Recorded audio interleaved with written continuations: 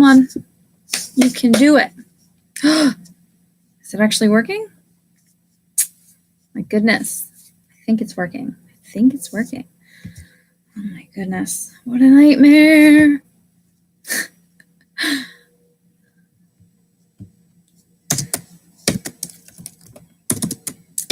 goodness. Oh, come on. Oh.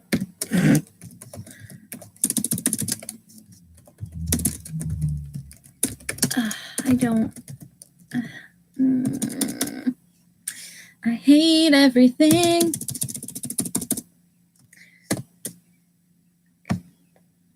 There we go. Okay, maybe. Oh, it's working. Oh my goodness, I'm trying that new. It's the new YouTube one. So like it's different, and it took me forever to get in because it wouldn't. My webcam, like, because I have all pop-ups, cookies, and all that blocked, so the webcam wouldn't allow it to work. And can you hear me okay and everything? Hopefully it's not too echoey. I still need to get a new like headset. Oh my goodness. YouTube.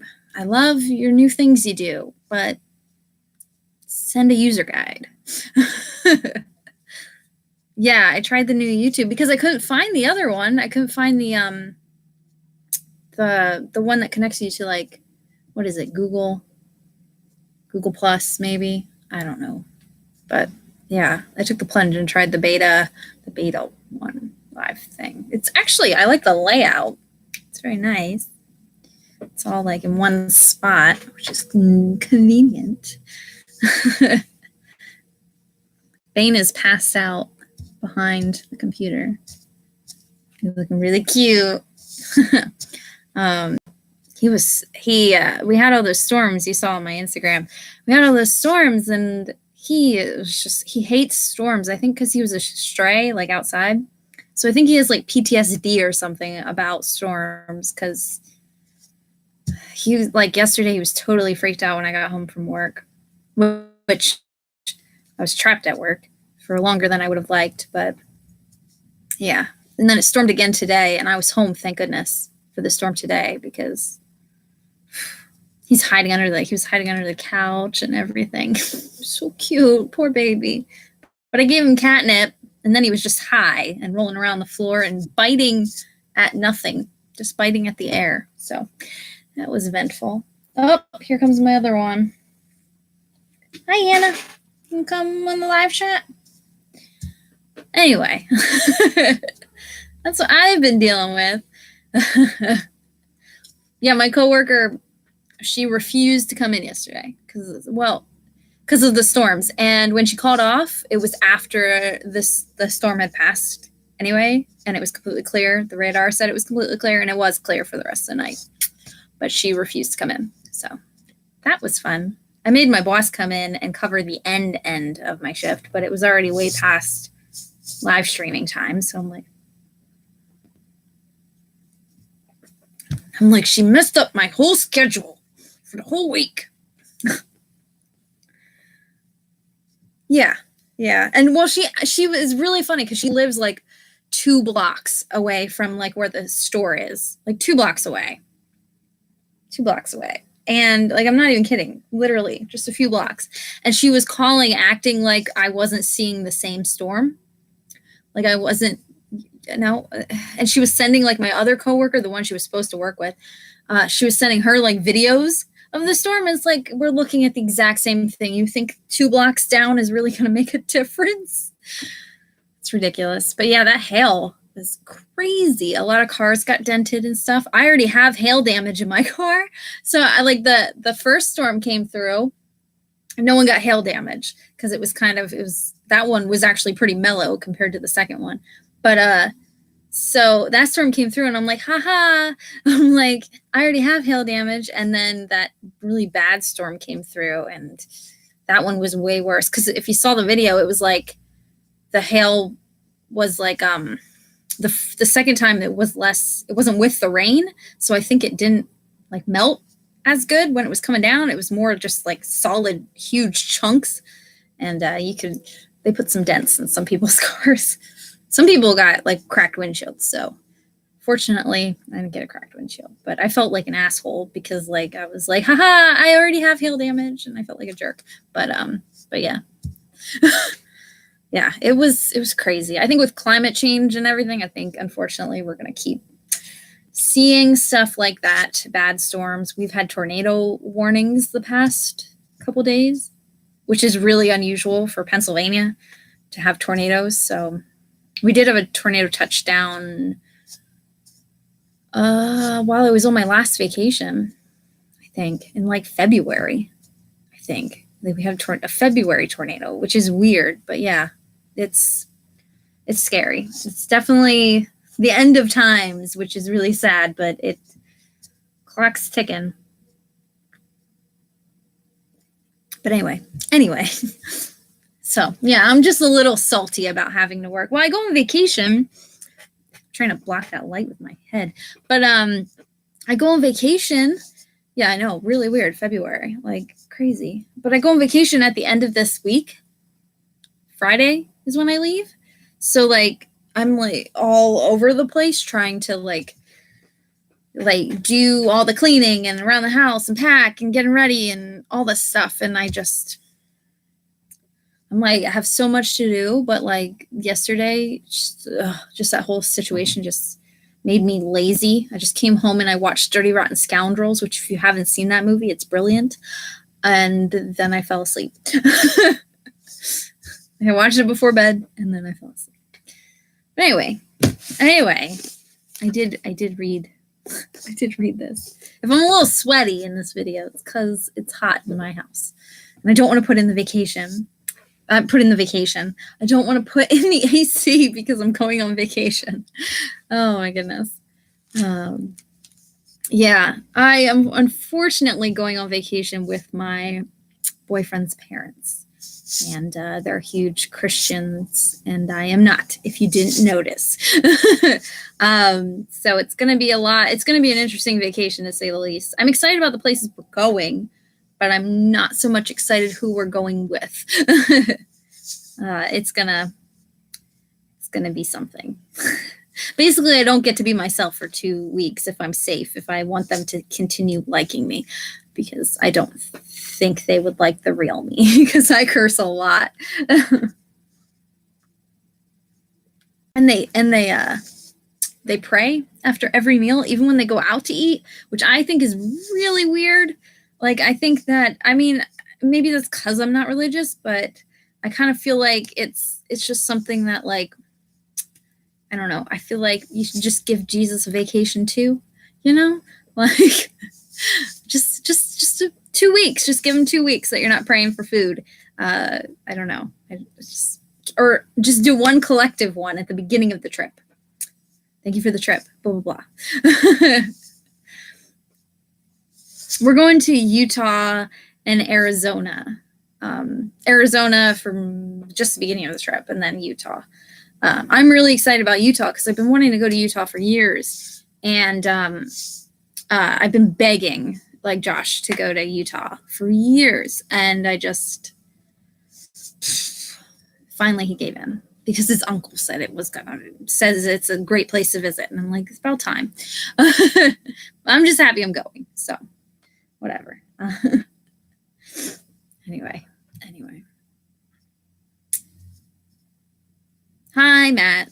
I don't know. I haven't gone to a concert in a while, but there's not like a lot of local shows in this area anymore.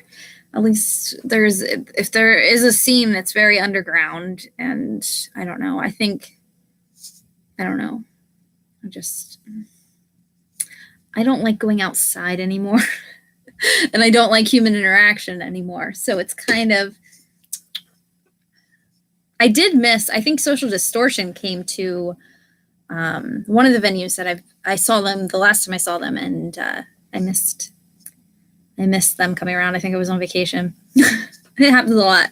Anyway, Shannon, I'm sorry. I meant to talk about this. Shannon knows who Social D is? Oh my goodness, did we just become best friends? Yup. Yeah, I saw them live. Yeah. They were amazing. I've always had a crush on Mike Ness, so wow, Shannon, we just officially became best friends. I did not know that, but we just became best friends. I never really got into the Messingers. I've heard them and I've heard their stuff, but like heard of them and heard some of their stuff, but I never like got super into them. Social Distortion it's like spot on. The Unseen is a band that they play every now and again. Like a random Unseen show will pop up, but The Unseen is definitely one of my favorites. That's one of my favorite punk bands, like of all time. Well, and Anti-Flag, but The Unseen they're kind of in the same wheelhouse. I'm just gonna keep drinking coffee so I stay awake for you. But yeah. Anyway, yeah, The Unseen, yeah, they're not very active that much anymore, but they're good. I like them a lot. That's one of my go-tos when I need just to find myself again. The Unseen. I will be listening to a lot of The Unseen on my old school iPod while on vacation with my boyfriend's very Christian parents.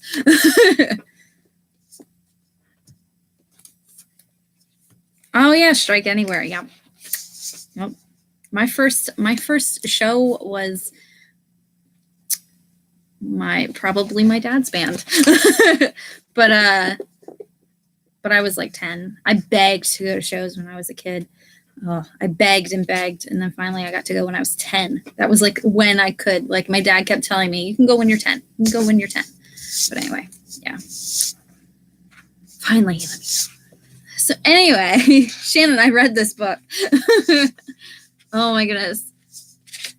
I think it's initially, I'm trying to remember like when I first read this, but like I couldn't remember anything that happened. I knew someone disappeared at like the end, but that's like literally all I could remember.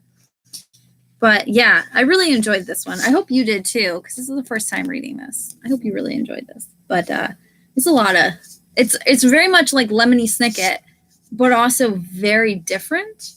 Like it's different, but I don't know. There's so many little hidden gems in this. If you've read the series of unfortunate events, that's why I wanted to like, if we did end up reading these, read the series of unfortunate events first. But like, there's so many little hints in here that like I don't think I even noticed like the first time I read this one, but there's little hints. Oh, I'm glad you enjoyed it. I think I initially gave it, I'm burping on my coffee. It's very attractive. But I think I initially gave it a 4-star, which I think is probably still where I keep it. I don't think it will ever like have the same merit to me as the series of unfortunate events, because those are all 5 stars for me because I'm obsessed. And I think that's probably nostalgia too playing into that. But yeah, it's definitely a solid 4-star for me at least. There's a few things that I'm like, huh? But for the most part, it's pretty fun.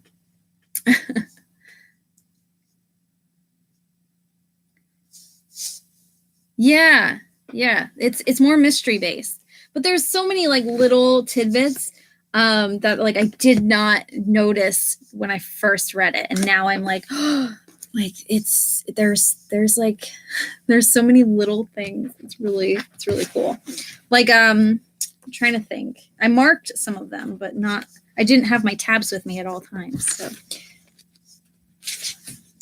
trying to see. There were a couple things.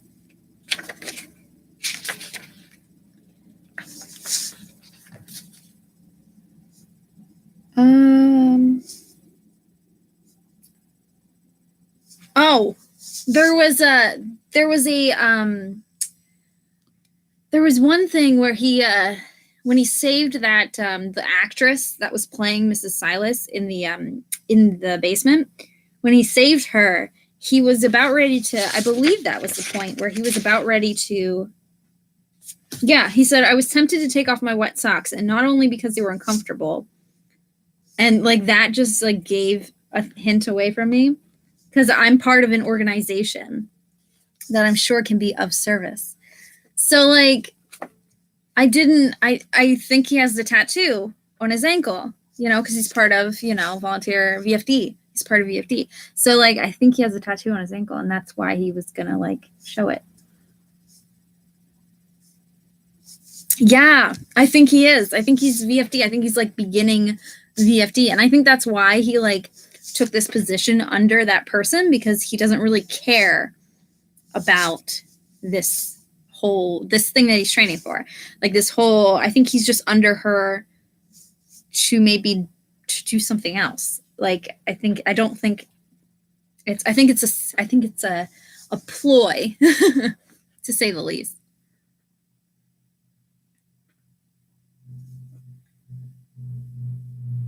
He was corresponding with Kit. Yeah, he was corresponding with Kit. Yeah, but he never mentions her name, but that's his sister. So like, I assumed. Yeah, I don't know if this is pre-schism or if it's not. I know that he's like really young during it. I don't know when the schism happened. I think it'd be crazy if you find out that Hangfire is like actually like Count Olaf or Count Olaf's dad or something. Like that would be crazy. But I knew like that part where he said he had his where he was gonna take off his socks, but not just for that, was weird. There was another scene. Oh, when he's talking to Hector, I'm pretty sure Hector sounds like a familiar name. I don't know if that was like one of Count Olaf's associates. Was that like the one that was like the brother? The brother of in the Hook Hands. I think he's Hook Hands. Is that the Hook Hand one? That was like his brother. Was his name Hector? Vile Village. Oh, maybe. Oh yeah, that's right. Hector was Vile. Yeah. Okay. Thank you. See, even I don't remember. But yeah, it said Hector. So I assumed he was like someone that we knew. But he also said when he was talking to Snicket, he was talking about he said, "You're worrying everyone, Snicket. Monty's worried." I don't know who Haruki is, but he said Monty's worried. And I'm like, is that Monty? Like Montgomery? So like there's little tiny things that I'm like, wait a minute, what?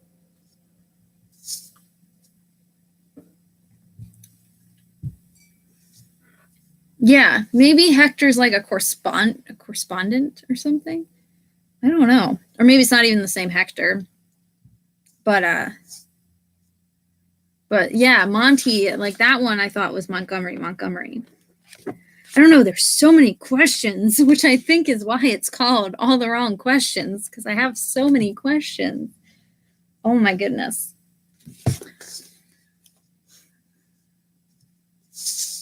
I think like also like his parents are missing too. So like because at the beginning those were fake parents. They weren't his real parents. Where the heck are his parents?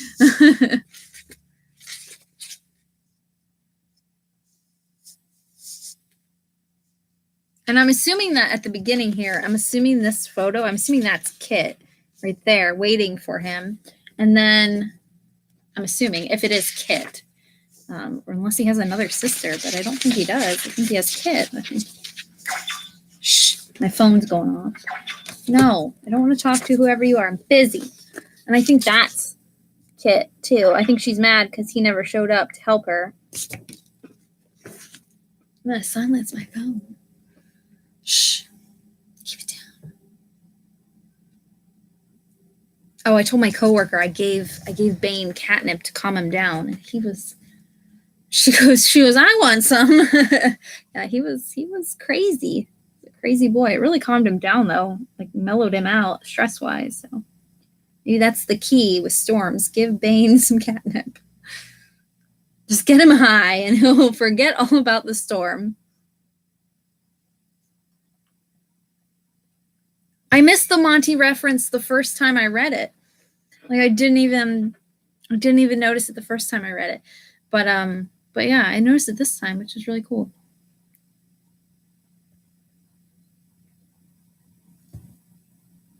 Yeah, and they were gonna poison him. Yeah. Yeah. I don't know. Maybe the schism is real and they were on the opposite side. Like, I'm not real. I know the schism's real, but maybe it's at the point where the schism happened and there's like a piece of hair floating from my face. But maybe those people were impersonating his parents and trying to poison him. Maybe they're on the bad side of the schism. Yeah, I just assume it's Kit. Yeah. Well, I think okay, Bane. I think have you watched any of the series Unfortunate Show yet? I don't remember if you said you were going to watch it or if you did. I can't remember. Catnip for Storm's miracle cure. Yeah, he was hiding under the couch. He's ridiculous. He hates Storm so much. He gets so scared. I feel so bad for him. And Hannah was like guarding him while his head was peeking up. Bane he's just a mess. Which is funny because he's such a big cat. You would never expect him to be such a little baby. He gets so scared so easily. Keep burping coffee. It's it's great. Yes. Oh my goodness. The messages. Oh my goodness. Through the library books. I love that. I love that whole like, I guess it's more than one scene, but I love that. I thought that was great. It's a lot of fun. Okay, in the reptile room, well, in both of them, Lemony Snicket's walking through the subway, and I don't know if we're at that point yet or if I'm spoiling it for you. I don't want to like spoil it, but there's like tunnels under the town, the underground. Okay, so I didn't spoil it for you. Yeah. So maybe that's what his sister is working on and what he was supposed to be working on with her. Like making the underground passages that Lemony Snicket is in for the show. Like you see that a lot in the show. I don't even think they mention that in like the books. I can't remember. Did they mention the underground? I don't think they did. But yeah, I think maybe that's what's going on. I think maybe that's what she was supposed to be working on, but I don't know. Yeah.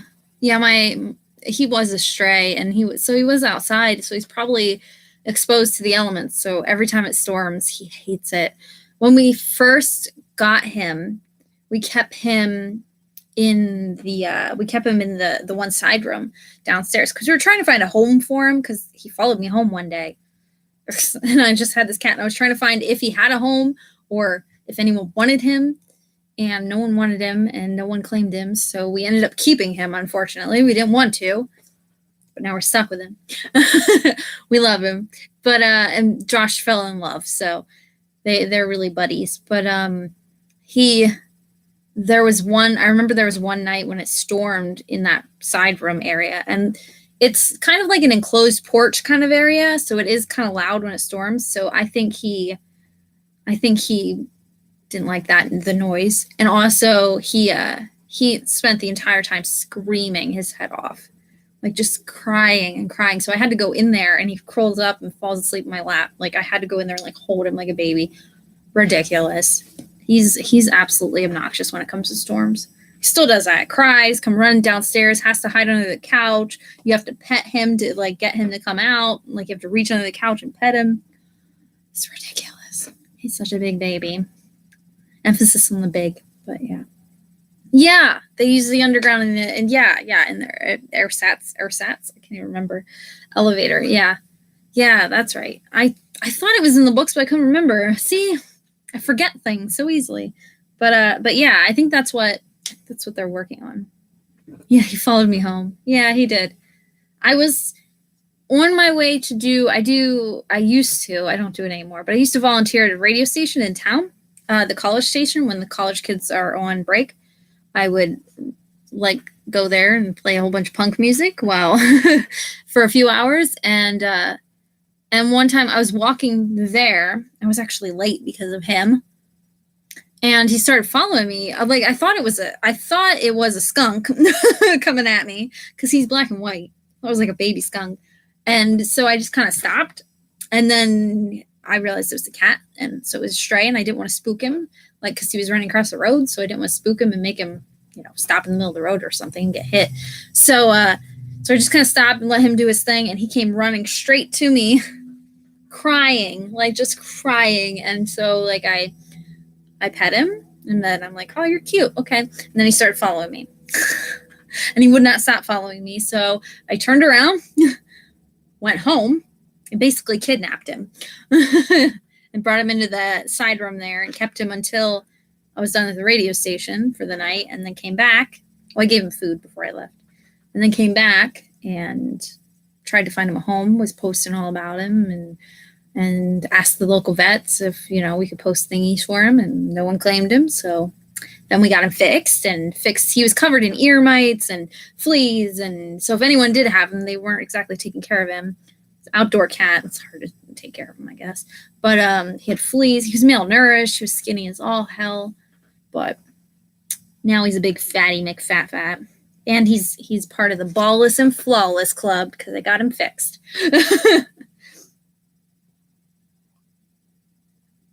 Yeah, it is a lot of content in 13 books. It's a lot. Yeah, I don't volunteer there anymore because I don't think they let you use your own music anymore. They only let you use the computer. And there's not that great of a selection, at least not what I want to play. So I don't do it anymore. Also, it was a lot of stress. It was something else that I'd have to like plan for and do and fit around a work schedule. And then I went back to school and fitted around that, and just a headache. What? Stop peeking at me. He's just staring at me. Yeah, he loves it here. Oh my goodness, you're such a lush. He's got his head all flipped over and he's staring at me. Yeah, he loves it here, I think. I don't know, he's fat now. He's got all the food. And he loves Josh a lot too. Them two are really big buddies. So I think I want to get him like a cat, one of those cat strollers that what's her face has? What's her face? Becky. She said she has like those cat strollers. I would love to get Bane one because I think he'd love it. Hannah would not, but Bane, I think he'd really like that.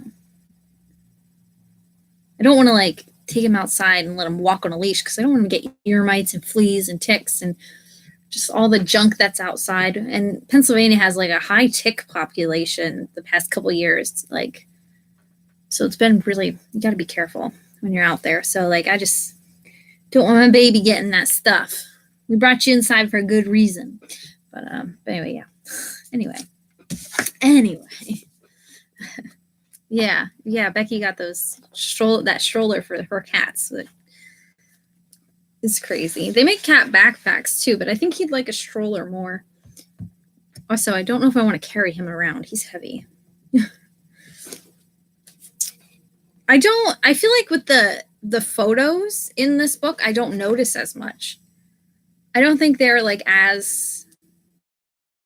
they don't stick with me as much as the other photos. As the illustrations. I really like this one though, like of the library. And what's his face? Query. He's cool. But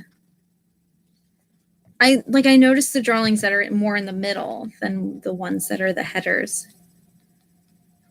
They're such a different style. I really like the art style, but like they're so different. Maybe that's why like it's taken some getting used to. Like I really like the color, like the colors, like it's all blues, blacks and whites.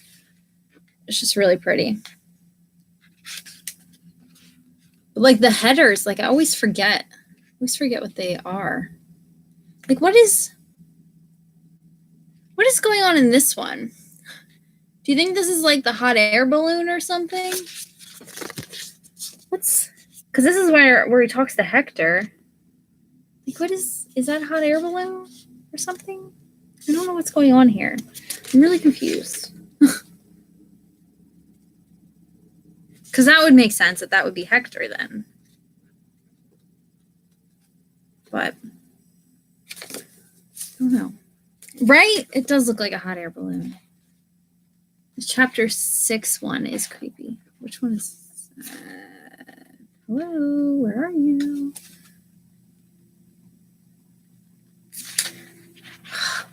I really should mark just the headers. I think I say this every time.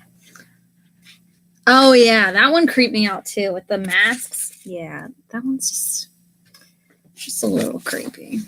Just a little creepy. Chapter 10 feels like it has a lot of clues that I missed. Chapter 9. Oh, yeah.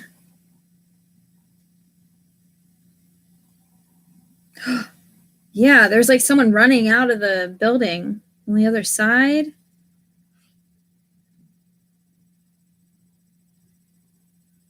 Maybe that's that. Maybe that's hang fire or whatever. I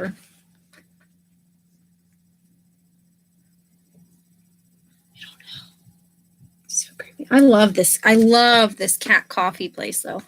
I think it was such a cool place. When I went to the cat convention, there was a coffee shop place there that was serving, coffee, and they're actually a cat coffee makers. I don't know how to describe that. They don't make coffee for cats, but the cats, all the blends of coffee are named after cats that they know and love. Like the blend that they were serving the first day I was there was called the Albert blend, which is named after their own cat, like the owner's cat, who's a Maine Coon, and he's like super smooth and he's a little nutty, and that's like what the coffee tastes like. I guess I don't know. All coffee tastes the same to me because I put so much creamer in it. But yeah. So that's what that reminded me of, like that the cat coffee place that I was like got at the cat convention. That's what that reminded me of. So weird.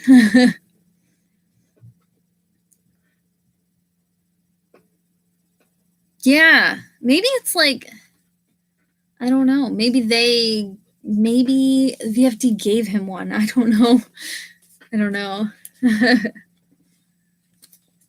They gave him like a test one. A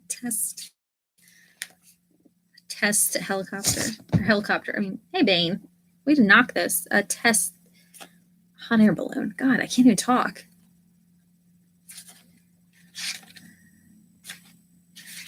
Oh my goodness. I really should just mark them. Oh yeah, all the paper's blown around. There's probably stuff I'm missing there too. It's weird that this coffee shop is the only place here and everything else is out of business too. That place was out of business too. It was just a machine that served you, right? Which was really cool. You like press A for addict. What?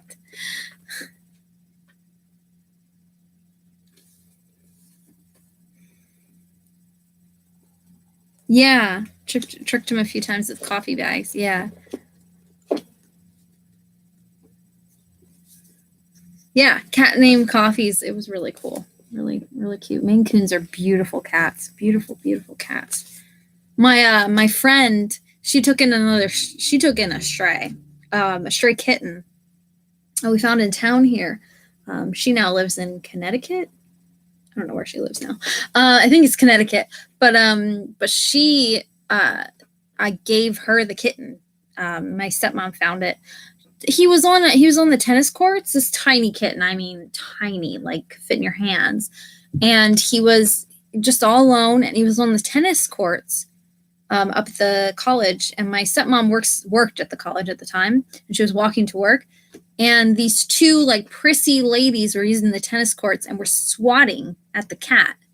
Like, shoot, go away, like shoot it. So my stepmom, being the person she is, if you knew her, you get it. She literally shoves them out of her way and goes, "Get out of my way!" And scoops up this kitten and takes it with her to work. And then had my sister come and pick up the kitten and then brought it to her house. And then we're trying to figure out where, if anyone we know wants a kitten, and my best friend wanted a kitten, and it turns out this cat was Maine Coon, because now it lasted as a kitten for like 2 days.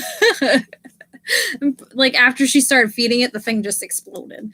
It's like someone replaced her cat. Like they just subbed in another cat. Like it's like one day she woke up and he was just huge. But he's black and white, so I think he might be related to Bane somehow.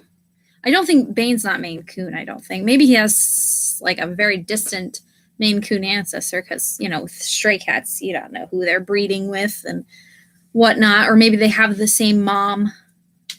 Because there is a female cat that looks just like Bane that's always around. I don't think she's around anymore. She might have died by now because she's been around for years at the college campus and they just can't catch her. You can't catch her.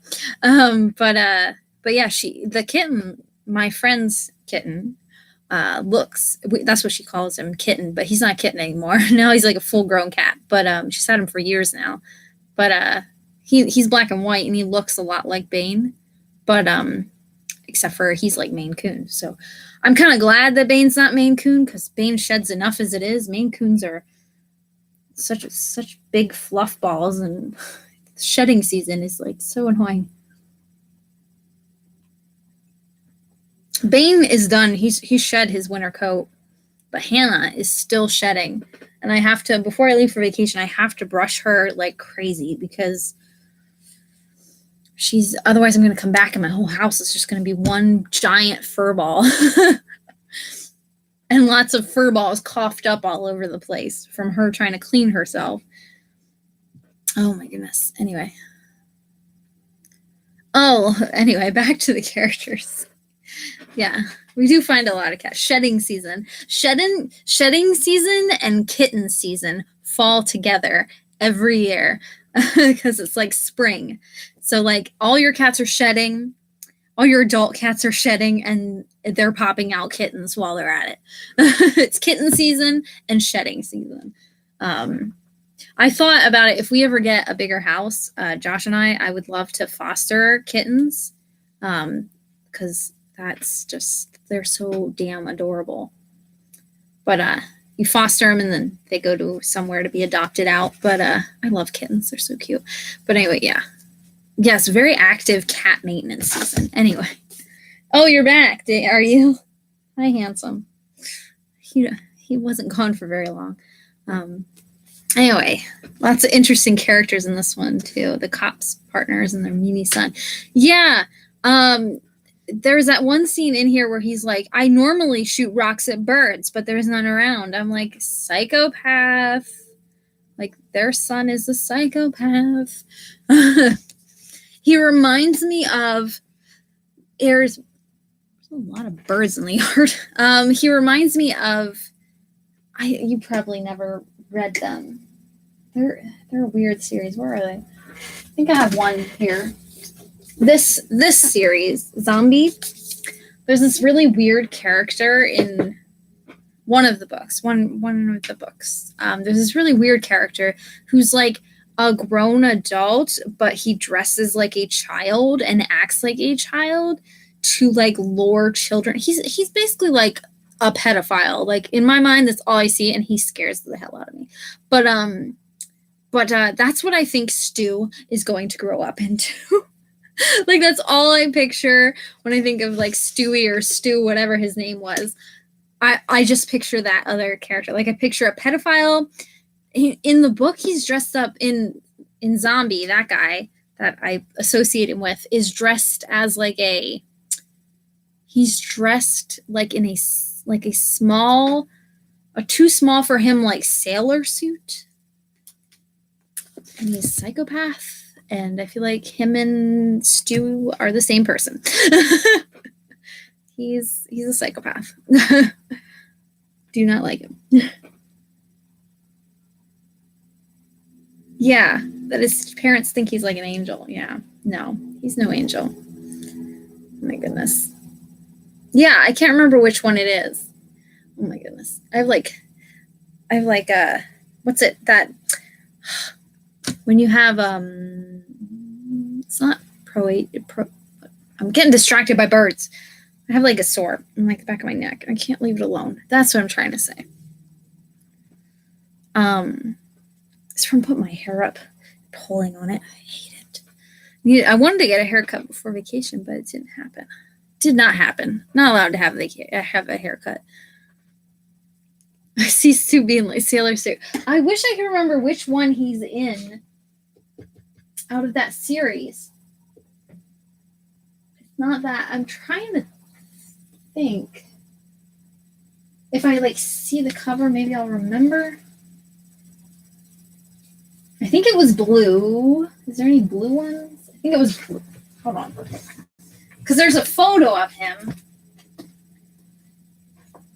My succulent is growing really good. I gotta remember to water it. Yes, this is the one. This is the one. Psoriasis. That's the word. I think that's what's like on my neck, and I think it's stress related. Like, because it only like acts up. It only acts up every now and again. There's a bird sitting on the line out there going like this at me first thing, and then behind that there's like where the ice skating rink normally is, there's a dog. Someone is walking her dog, and he's got a cone on his head, and it just looks so funny from this angle. Oh my goodness. That poor dog. Anyway, I get distracted by the birds. Like, the bird was just like going like this with his wings. And then the dog, this poor cone. So weird. Anyway, let me see if I can find this weirdo. Because this is literally like all I picture when I think of Stu. Okay, I gotta find him. There's like a picture of him there, but you can't really see him. His name's Dan, I think, in this book. Dan. Okay, that's not him. That's not him. Where is he? Okay. I really need to finish this series. I haven't read a book out of this series for a while. I didn't like the first book a lot. Like, I really didn't like the first book, but then it did get better, but took a lot to get better. I think that might be the best photo we're gonna get of him. Oh, there's a good photo of him. Okay, I think that might be the best one.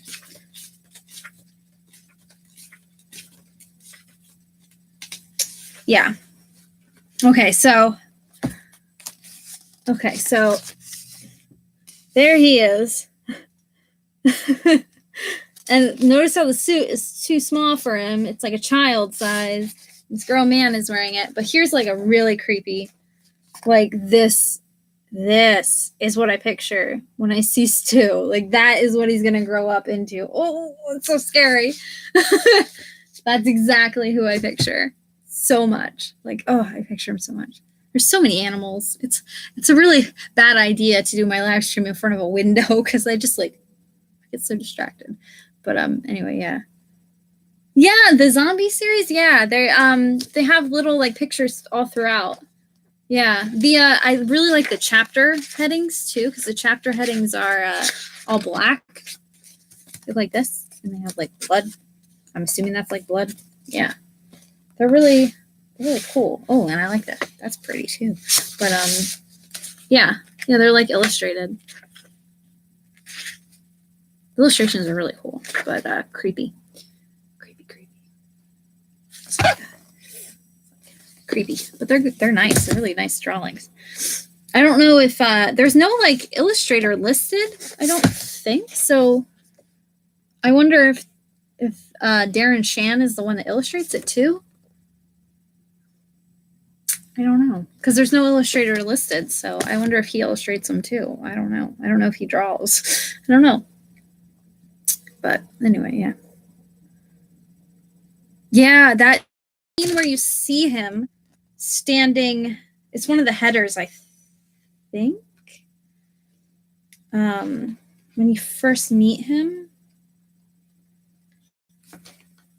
Yeah, like there he is shooting at birds, and I think like that looks just like him to me. Like, that kid is gonna grow up into that monster when the apocalypse happens.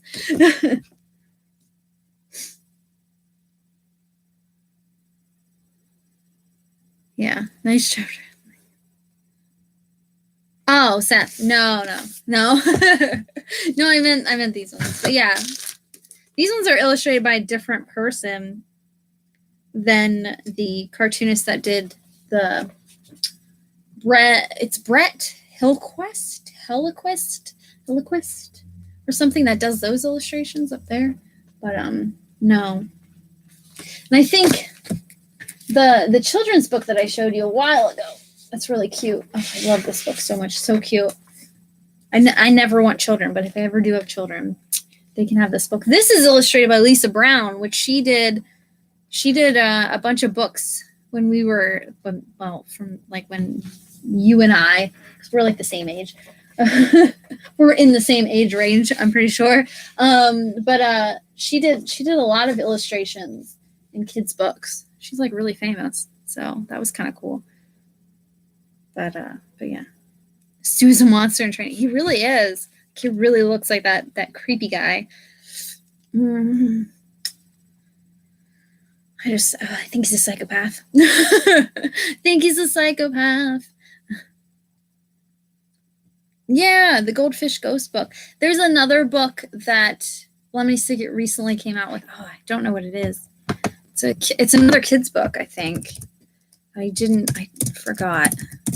Goodreads, where are you? It was a children's book, I think, just came out not too long ago, and I forgot to. I didn't buy it because I'm like, it's a children's book. I'll wait till it goes down because that's like what 2 seconds of reading. I pre-ordered that one, which is ridiculous, but I did. Oh, I should probably update my Goodreads. Yikes. Lemony Snicket. Why did I write that so big? It's all caps. Yes, I want to go to that author. Yeah, I think he just wrote another. I think he just wrote another book. Maybe, if it loads. Hello? Hello? Hello? Hello? Okay, yes, we know he wrote all of the wrong questions. We know he wrote Series of Fortunate Events. I want his other books. Hello? Hello? Why don't they just have them all listed? Why are you so difficult? More books by Lemony Snicket. There we go. Why are you so difficult, Goodreads? I swear to goodness, your search engines suck. Horseradish. I've never read that.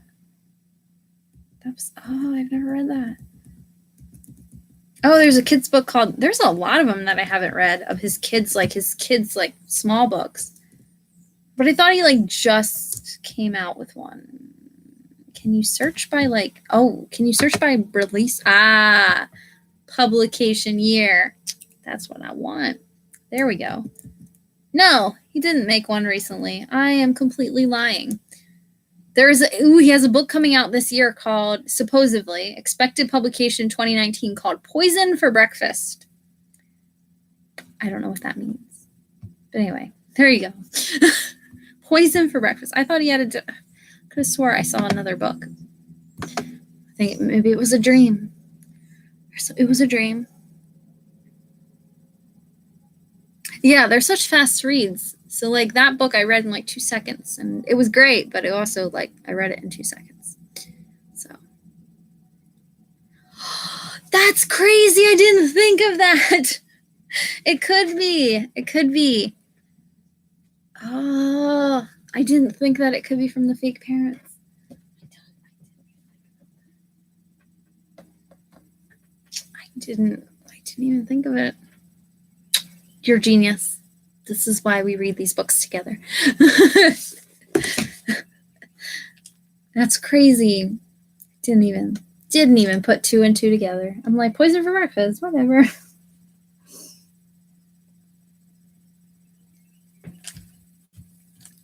Oh my goodness. The Goldfish Ghost book. I hope your library has it. It's really cute. But also it's 2 seconds to read. I'm glad I own it because I own all of, Lemony Snicket's stuff. I really like his stuff and I like to own it And but maybe I didn't need to pre-order it, because it was a little bit cheaper than the publication price, but like this book was okay. I'm sure I didn't pay exactly this, because usually I think I got it on Amazon. Usually Amazon is a little bit cheaper, but it's $17.99 normally for this freaking book. For a book that has like 10 pages, like no pages, 10 pages and like 12 words. It's $24.99 Canadian for a picture book. Like, what? What? How much did it cost to make this thing? There's no way it cost that much. Yeah. And there's no way. Oh, it's on the back here too. I could have just checked there. But I did pay. I know I paid at least like $12, $13 for it. I know I did. And I hated myself for it. But I thought it was going to be a little bit bigger when I ordered it. But I'm glad I own it. But I am regretful for the price that I paid. See, even that's like a lot, like $11 to $15 Canadian. That's crazy. Because they're like, I think like the paperbacks are, oh, of course I pick up one that is like only supposed to be distributed through the school market or something. There's a lot of them like that. It's really weird. Because they used to sell them at book school fairs a lot. $3.99 US dollars. $3.99 for this paperback. Like, what? Oh, man, I wish, in random news, I wish this book wasn't in hardcover, because I would take this with me on vacation, because I really want to read this book. Look at this. Look at this book naked, by the way. Oh, my God. This is like the next book that I really, really want to read, like a lot. I pre-ordered this one, too. But, like, now I'm really stingy with my pre-orders. So if I pre-order a book, I like want to read it like right now, and I really want to read this like right now. But I also don't. I make a rule, because I pack very, very light when I go on vacation, like a backpack light. And I don't want to take a hardcover at all. I just won't do it. So that'll be the first book I read when I come back. It's gorgeous. $3.99, right? Like, that's crazy cheap. It's nuts. Also, like, I feel like the prices, I think the minimum wage in Canada is a lot higher than like the minimum wage in the US. And you all got that free healthcare. So I think it evens out, probably, like book price wise and minimum wage wise. It probably evens out, but it's still like, I look at those prices, I'm like, whoa. But yeah, it is cheaper for books, which is funny because US is not utilizing it. But US is not utilizing their book sales, because there's not that many smart people in the US at the moment. Anyway. Yeah, that's by the author of The Poet X. This is her novel, her first novel, because Poet X was in verse. But and I've heard nothing but great things about it, and I had no freaking idea that it was going to look like this, like under the cover. It's just stunning. It's a really pretty book, and it's taking everything I have in me to not break my my hardcover rule. But I already picked a book out to take with me on vacation. But look at this though; they're really cute. Like, all the headers for the pages have little like things, like ingredients. Like, I think those are like oranges there. Yeah, that's like some kind of basil or something. I don't know what that is. There's some kind of herb. Looks like a bird in the can. It's like a lily there. Some kind of edible flower, maybe. I don't know. But yeah, like all the headers are different. It's a grapefruit. Yeah. It's a beautiful book. Like, even the cover. Like, I'm so in love with every aspect of this book. It's gorgeous. It's such a pretty book. Worth every cent, even if the contents aren't as good as the outside. But I think it's going to be a great book. But yeah, like I said, I've been getting stingier with my pre-orders. So I pre-ordered, if it's an author that I know that I'm gonna insta like, and there's a couple auto buy authors for me, but that one I actually like, I wasn't gonna pre-order it. I wasn't going to. I was holding off, and then I'm like, nah. I'm like, I don't need it. I'm like, I'll wait until it goes down in price. It's fine. I'm like, because Poet X I rented from the library. I don't even own Poet X yet, which really annoys me. I need to just get it off like somewhere for cheap. Save a gift card or something. Maybe I'll use a gift card on it. But because it's still really high in price because it got so many awards. I really want to read this book, so I pre-ordered it because I knew I was going to read it anyway. And I guess pre-ordering is good for the author, even though it's not good for my wallet.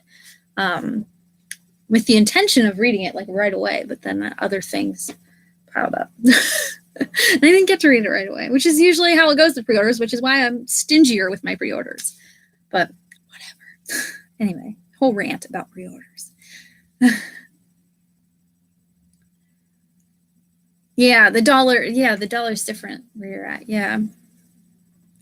The chapter headings are all different. It's a beautiful book. It's absolutely beautiful put together. And I've heard nothing but rave reviews for that one. So yeah, I'm definitely going to keep an eye out for the rest of her work, especially if I end up liking that, which I think I will. I loved Poet X. That was a 5-star read. It was so great. Such a beautiful book. And such a unique perspective too. It's definitely like something diverse that we need. So yeah, that was really good. The book I got, I have I don't know if you see that dot, a freaking mosquito got me in the house yesterday. I think all the storms, all the like standing water around and puddles and everything is bringing out the mosquitoes. And it got in the house and got me, and then I squished it. I'm really good about catching and releasing bugs, but not mosquitoes. Mosquitoes all deserve to die. All of them. They're evil. Oh, they're awful. Anyway. Yeah. I don't remember what I was saying before I got distracted by my itch. But yeah. Yeah, diverse. Yeah. And this one, it seems like she's going to keep telling, like, and I watched like an interview with her too, and I think she's just going to keep telling like real stories and real characters. Like that's about that's about a teen mom or I think she's a teen mom, a young mom, and trying to pursue her passion, but also be a mom and take care of her abuela and stuff like that. So I think it's going to be great. I'm really excited about it, but auto-buy authors. Yes. I was talking about auto-buy authors. Anne Fraser has the next book in her body series, as I call it. I forget what they're called. I forget it's really bad. The Jude Fontaine series, I think they are called. But she has a new book coming out on June 8th, I believe. But I will be on vacation. I did pre-order that one. Like that's another author. Like I love every single one of her books. So that's automatically pre-order. And I think she's underrated. So I like to help her out. Yeah, it's the Jude Fontaine series. The other one's the Dead series, which I like are my favorite of all time. I mean, her body series is really great, too, which I call it the body series. But the Jude Fontaine series, her newest ones. But that last one was pretty dark. But I like that stuff. But like, whew. Whereas her Elsie Sandberg series, the Dead ones, the Dead series, they are really fun. They're set in Savannah, Georgia, so they have like a lot of like the Savannah, Georgia superstition kind of stuff going on, which is kind of fun. Like the voodoo and all kinds of cool stuff going on. And I really like those books a lot. But her new series is great. It's just a little bit darker. But yeah, I'm excited for it. The cover is gorgeous. I've talked to her like many times, like conversed with her elsewhere, and she's such a lovely person. So like I like to support her But unfortunately, I have to wait to read her book because it's going to come while I'm on vacation. It's like, oh, yeah, urban legends and such. Yeah, it's really fun. It's interesting.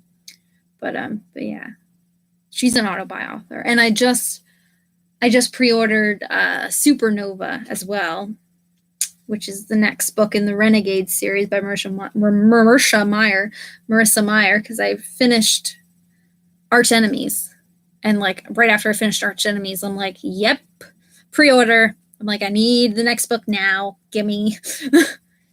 And I pre-ordered the Toll, the next book in the Scythe series, the Arc of Scythe series. So I pre-ordered that book too, but I pre-ordered that forever ago.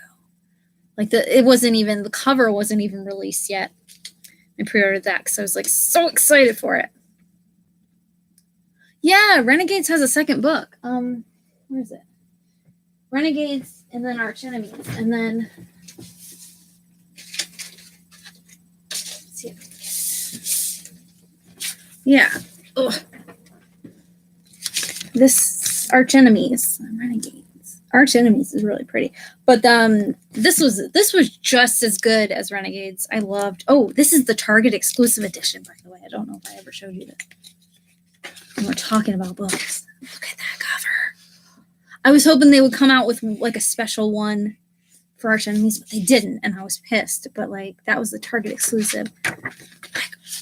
So I now have 2 copies of Renegades because I pre-ordered it because I was really excited about her new book series, and then I saw Target exclusive edition. I'm like, oh damn it!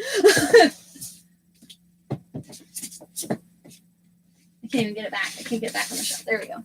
But the Supernova, I don't know if you saw the Supernova cover at all, but it is stunning. I don't know if did I download it? I might have deleted it. I did delete it. It's absolutely gorgeous. The silver on the naked hardback, right? It's gorgeous. It's gorgeous. It's absolutely beautiful. I love the covers. So pretty. But the Supernova one, it's amazing. I like it even better than the other 2. Like it's my favorite cover out of the 3 easily. But yeah, you have to read the Scythe series. It's so good. I think that's one of like another series on like on Instagram, yeah, on BookTube that I think is a little underrated. I think people do talk about it, but I still feel like it deserves way more hype than it gets.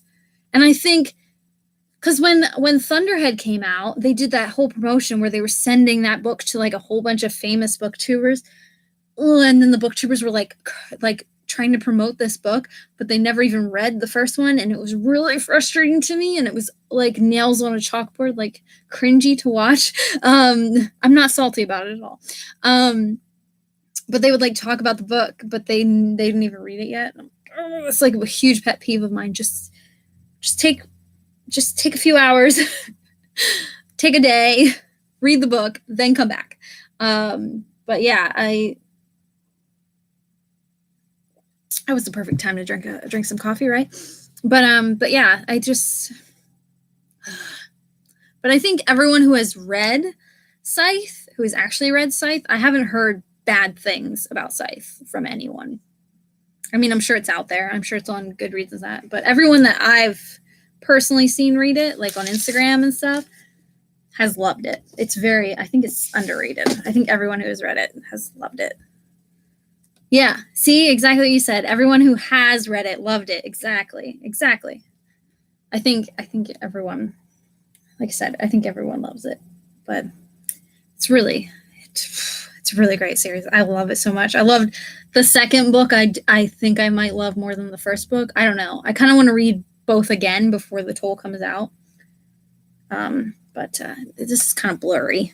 I don't know. You'll have to look it up so you can see it better. But that's like the Supernova cover. But like, oh, look at her. She looks badass. But yeah, that's the third book. And it just looks so good. I'm like so excited for it. So excited. It's gonna be great. But anyway, yeah.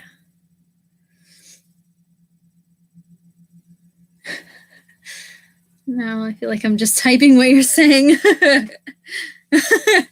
Jinx. Oh, which one? The which one? The Scythe books. Jacoby has more books in it. Yeah, I've only read. I think I've only read 2 Jacoby. I think I think there's 4 altogether of Jacoby, and I've only read 2 because like it's one. I'm really bad with finishing series because I hoard series. I hoard them so much because like especially if I really really enjoy them. Well, I hoard them for 2 reasons. One, I've started it, so now I feel like I have to finish it even though I don't like the series that much. Mortal Instruments. So I take forever to finish them. Or it's there is but a 0.5. I didn't know there was a 0.5. I'll check that out. But the other instance is when I like purposely hold off on reading series because I don't want the series to end. Like I hold off and like and just hoard them. But yeah, like what's ones? Jacoby is one. I haven't read the next book. There's a duology of what is it? Winter Song, which is like the retelling of like the Labyrinth. I really loved that book. It was underrated, but I really really loved it. And then the sequel, I still haven't read the sequel yet, even though I loved the first book. I just never read the second one. And it's like books like that, like I purposely hoard them and won't read them. Like I pre-ordered Arch Enemies and I just now read it, which I'm glad that I waited because now I have to wait till November to read the 3rd one. I think it's going to end after the trilogy. I'm so excited to see what Marissa Meyer does next. Like I hope she doesn't like run out of steam. I feel bad putting that kind of like pressure on her. But I just can't wait to see what she comes out with next. There's also a Neal Shusterman, a different series by Neal Shusterman that I want to read, but I can't think of what it's called. But anyway, yeah. I didn't know there was a 0.5 in between. Should have read Scythe before. Yeah. I'm like reading all the comments at once. Yeah, you'll have to look up that photo on like Goodreads. I think they finally added it to Goodreads. You'll have to look that up because it's really even more stunning to like see in person. It's the cover is just everything. I'm like the second that cover released because she tweeted it out on Twitter, and I'm in love. I love it. Can't wait. I need it now. It's really crazy because the cover release came out like a few days after I finished Arch Enemies, and I was like, I need it now. I need the cover. Like I need the 3rd book now.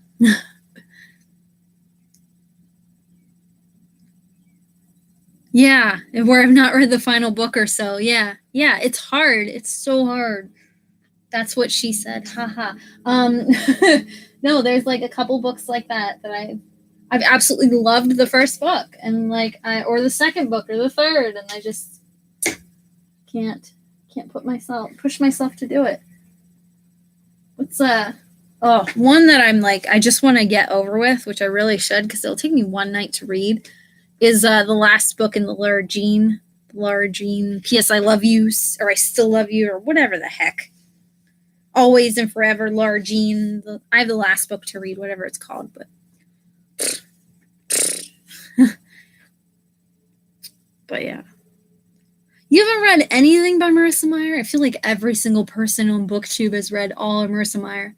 It's crazy because I think that that's why I found BookTube was because of the Lunar Chronicles. I bought Cinder at I bought it at a thrift store for like a quarter, and it sat on my shelf and sat on my shelf and sat on my shelf, and then I pulled like a random book out of like a TBR jar that I had because I saw that on Instagram, and then I made that, or not Instagram, Pinterest, and I randomly read it. I'm like, I was looking at the cover. I'm like, this is not for me. This looks really stupid.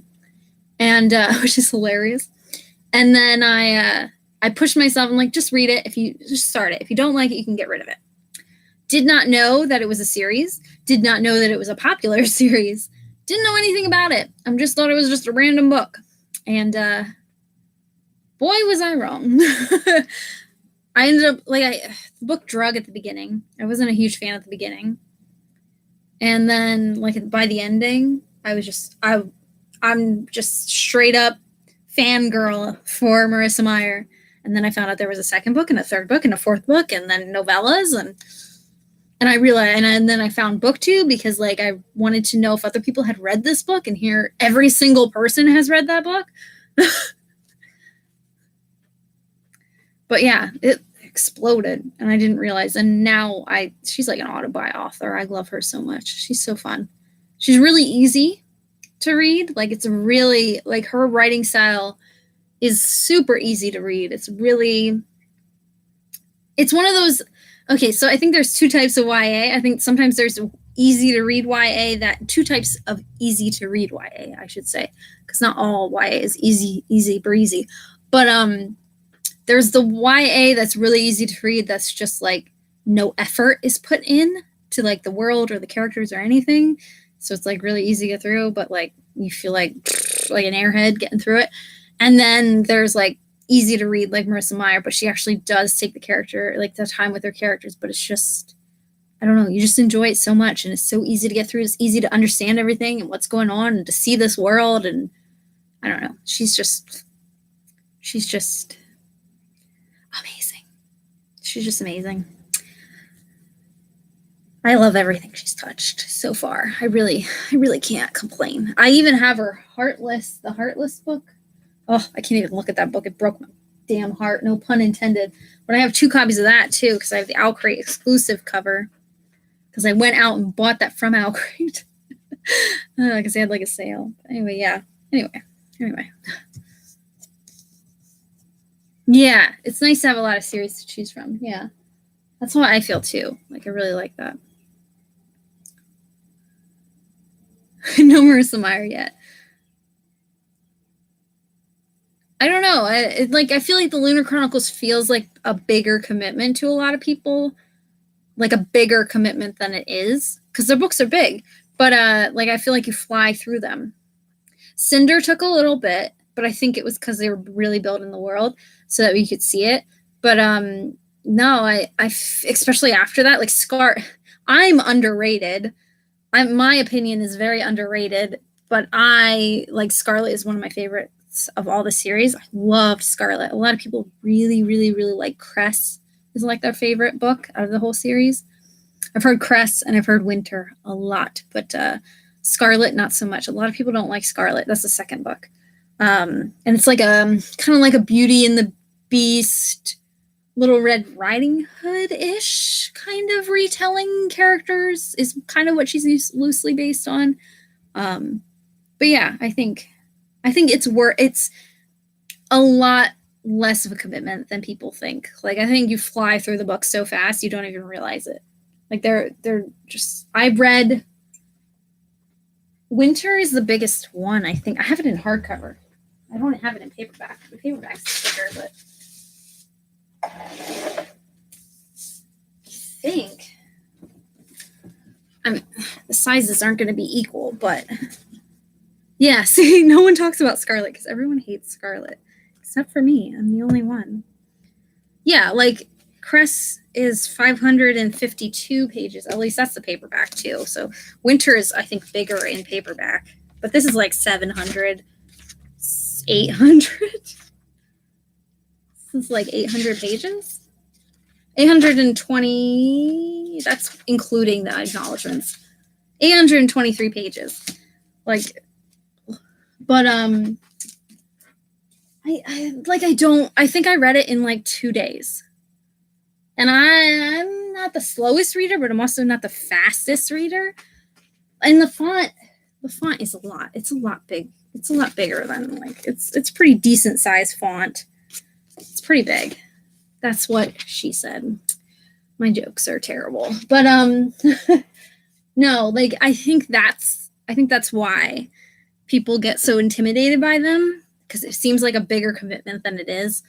They're really not. Like, you fly through them so fast because you get so invested with the characters, and the chapters just like, especially once you get to winter, because you're seeing multiple perspectives from different characters.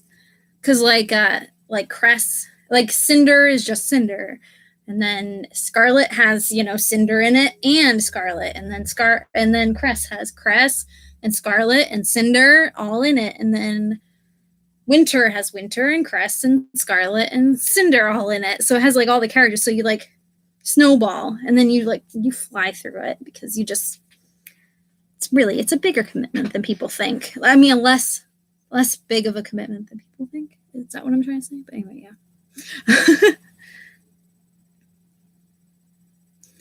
Yeah, YA 700 is it's nothing. It's like a perfect book for like Tome Topple, because you'll get through it in like a day, 2 days.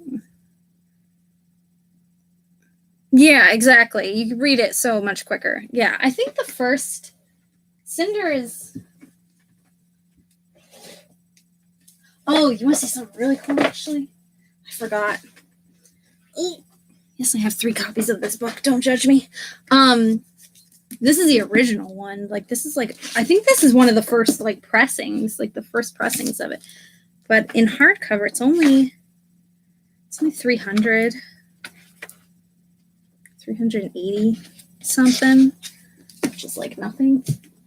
It's really small. Yeah, in paperback. Oh, no, wrong one. There's so much added stuff in this one. 387, yeah.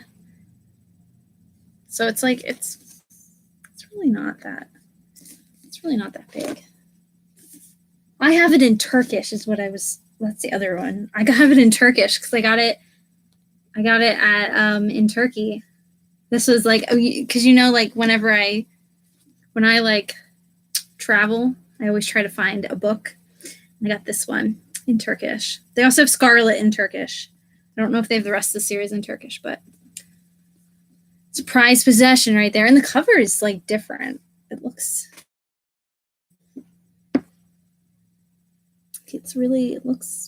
weird. It looks creepier. The Turkish edition looks creepier. But no, they're fun. Yeah, it's like a different shoe. It's weird. Yeah, it's a smaller commitment than people think. Yeah.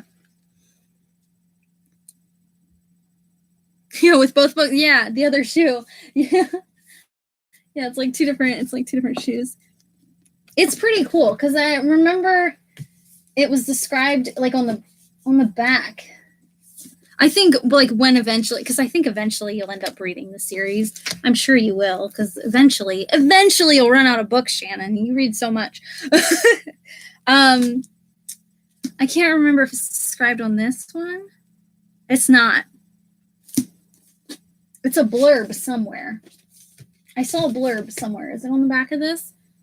Yeah, it's Entertainment Weekly. That's what they said. It's an interesting mashup of fairy tales, science fiction. And then it says, the book is a cross between Cinderella, the Terminator, and Star Wars, which I think is a very accurate portray of the books. So it's crazy. Reading time for Cinder is only 5 hours. Yeah. You'll fly through it. Run out of books, Eventually, come on. You read everything. Eventually, you gotta run out of books, right? I know the feeling. Trust me. I just added so many books to my my TBR shelf. I got rid of a bunch, but I added way more than I got rid of, and I'm even more intimidated. But they look really nice. But I'm just intimidated now. Like there's like, I don't know how many books, but there's too many books. There's too many books, Bane. Too many books, so little time. I wish I said this to Josh and he made fun of me. But I said if I could time travel, if I had multiple versions of me, I would make them all read books. So that way I could have like one Izzy reading this book, but I have to be able to like the first me gets all the knowledge. I can remember all the other me's that are reading and what they're reading. I said to him, I go, that's like, oh. Or be able to stop time so I could read more. That's a superpower I want. And Josh made fun of me for it. I'm like, have you seen my TBR shelves? You know how much time I could get? Like how much reading I could get done with more time? There's not enough time in the day. I just want more time. If I had a time turner, we could just go back in time and read another book. Book shopping, yes. I don't know if you saw, I posted on Insta, I went to a library book sale the other day, last week. I think it was last week. All the weeks blend together. But Josh was away on a fishing trip and I was bored. And we even went to the mall, which our mall is so boring. It's so boring. But I went to a library book sale. It was the last day of the book sale and the last hour of the book sale. And I'm like, oh, I'll just swing by real quick, see if they have anything left, which usually they don't. But they had quite a bit. And I filled up a bag, which is $20 to fill up a bag. And it's a big size bag. It's not like a little bag, but it's a big size bag. You fill it up. And then the lady who was packing up the book, she goes, I'm giving you a box. She goes, you can pay $20 still, but you're getting that bag and you fill up this entire box. And it was like a big box. I don't know if you know what like a banana box is. I don't know if you know what that is. I don't know. I only know because I work retail, so like I know, and my dad works at the grocery store, and so it's like a banana box. So they're big boxes with like handles, like a big box. And she's like, fill this up. I don't care what you put in there. Just fill it up. You're taking this. She goes, you can pay me. Yeah, banana box. Yeah, exactly. Big box. And she's like, fill it up. You're taking it. $20 is what you can give me. That's fine. If you want to give us more to make yourself feel comfortable, she goes, that's fine, but you don't have to do that. I ended up giving her $30 because I'm like, you're giving me like all these books. I feel bad. And it goes to good cause. It goes to the library. So, because it's a library book sale. So it goes back to the library anyway. So I'm like, I'll just donate, $30. And it ended up being like 42 cents a book after I got all that. Like if I did the math of how many books I got. But towards the end, I was just adding books that I don't really need, but I'm filling this box up. So now I have a ridiculous amount of books. I added, and that's not even including, like, I went to, I think, did I go somewhere else for books too recently? Oh, I did 2 book outlet hauls recently. I didn't record them because I'm a putz, but I did 2 book outlet hauls recently too, as well. And I did like the big box of book outlets. So there's a big box, and I have a problem. It's a problem. Oh yeah, right here. Not the banana box. The banana box is over there, but yeah, the bag. Bane's not gonna like that I'm messing with this bag because he loves this bag. The bag it's a big bag. It's just a big like grocery bag. And then 2 of these like big book outlet boxes. I have a problem. I need help. Somebody take away my wallet. But yeah, so like I added so much. And it's bad. It's so bad. So bad. Yeah, I went to a book sale right after that Insta story about not liking the mall. Oh, our mall is terrible. It's so dead, and like it was just awful. It's just always an awful experience. And like the people, there's some really shady, dirty, grubby people in my town. Like it's just weird. It's just weird. It used to be just a bunch of old people in this town, but now there's just a new wave of like shady, weird people, and they're just grubby. Grubby is the best word. I don't even know if that's a real word, but I use it constantly. Just grubby. It's like a garbage person mixed with dirty. Grubby. It's a unique type of person that is present in central Pennsylvania. It's weird. I'm like, camera can't keep up. Grubby, yeah, grubby. Like dirty mixed with garbage. Grubby. I don't know what it actually means, if that's what it actually means, but for me it means like dirty. Dirty and always looking for like a bargain, but not in like a I'm trying to save money kind of way, but just because they have to look for a bargain. Like it's like an addiction kind of thing. That's what I call grubby. They buy things that they don't need, even though it's 2 cents. And then they can't buy just one of them. They have to buy all of them so no one else can have them. That's grubby. Anyway, that's a lot of books. 42 cents. Yeah. Yeah. It was a lot of books. I don't even know. I can't do the math. Who am I even kidding? What would it? 0.49 times 30? Is that what I would do? No, I don't know. I don't know how to do the math. It was a lot of books. It's a lot of books. You're gonna need a second wastebasket. I wrote out tickets for all of them. I've been putting them in one of these. Oh, there's more in there. I don't know what that is. It's just a whole bunch more tickets, but I've been putting them in here instead, and this is already filling up. It's a problem. It's a legit problem. Need to stop, Bane. 30 times 2, add 15-ish. I think 0.75. I don't know.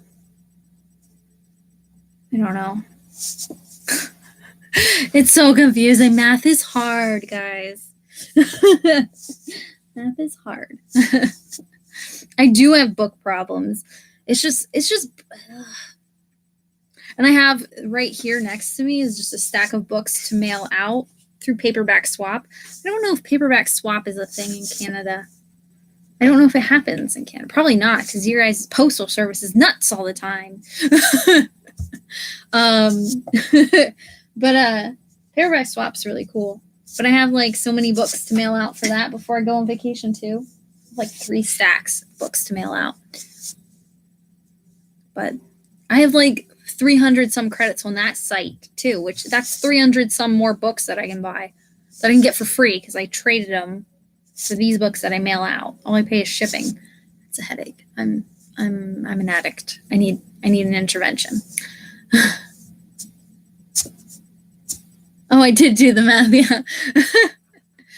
I did that part of the math, but now I can't reverse it.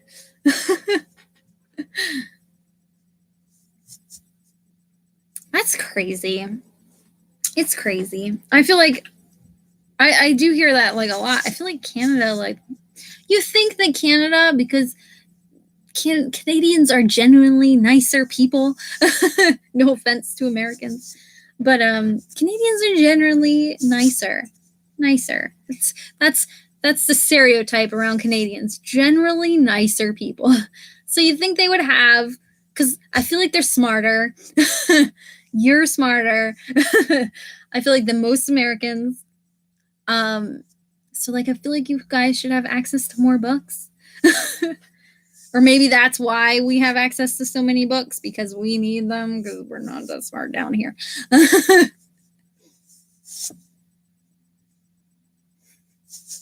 almost just choked on my coffee. You have the books. No further math required. So true. I believe that's true. You're generally like nice, and because you're super nice, and I don't think like I think every Canadian that I've interacted with has been polite and nice. And when I travel, the Americans that I've ran into overseas always tend to be American. Like you can really tell. You can tell when I'm traveling and I like end up in a tour group with people, you can tell who's Canadian and who's American just by a few interactions. It's all it takes. Because there was when we went to Turkey, there was a couple. Her husband was Canadian and he moved to the US, but he was Canadian. And she's American. And he moved to the US and they got married in the US. But you could tell that he was Canadian. And you could tell that she was American. Like you could just tell. Like not to be a stereotype, but you could just tell. He was like super nice. Like there's nice, she was nice. And there's nice, but then there's like Canadian nice. It's a thing. The stereotype holds up and it's a great stereotype at least. You know, it's not like something awful like us Americans are stupid. Which I've met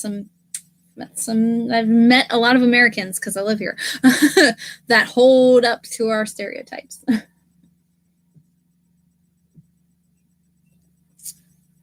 All the nice people are on BookTube.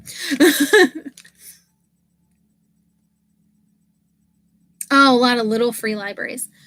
There's not that many in the US that I've seen. I've seen one little free library, and that was when I went to that cat convention. That was the first one I've ever seen. And it didn't have very good books in it, but it was, you know, the first little free library that I've ever seen. But yeah, I feel like our library system isn't used, at least not in town. People don't check out books. They go in there to use the internet on like the computers. That's like about it. And kids hang out there sometimes and cause a hubbub. Right, Bane? Right. Why are you still sleeping there? Crazy. But yeah. Yeah, like I feel like the Canadian booktubers are quite nice too. Critical thinker and analytical. Yeah. BookTube is the land of nice. Yeah. Yeah, it really is. It's like the best place on YouTube. I mean, I'm biased, but it is. It's the best place on YouTube. Everyone's really nice, but yeah. Right, Bane? Bane's Canadian. No, he's not. Courtney Pickles. I don't think so. Here I go Googling. Whoa. Oh, that's bright. It's bright. Oh, it hurts my eyes. This is where everything shuts down because I open YouTube inside of YouTube. Courtney Pickles. It sounds familiar. Oh, I'm gonna burp. No, don't play your video. Don't play your video. No, I don't follow her. No, I don't. I'm going to now. Maybe she follows me. That name looks really familiar. I doubt she follows me. She's got 1,400 subscribers. There's no way she follows me.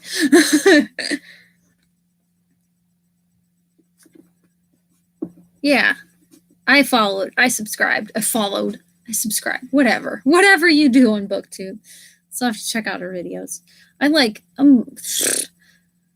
If you haven't noticed, I've been BookTube AWOL lately because it's just no. Hey, what are you doing? She doesn't want you to rub up on her. What are you doing? Where are you going? Hey, no clicking. No clicking. No clicking. Okay, he's gone. That's all it takes is some snuggling. Oh, jeez, he like messed everything up. Jeez Louise. It's like clicking on things and walking past. It's ridiculous. I'm sure I will. What was I saying before he interrupted? Yeah, BookTube. I've been kind of AWOL lately. Unintentionally AWOL. But yeah. Yeah, I I did like a break after Grinchathon, after school. I just bit my lip. I just took like a mini break, and I needed it.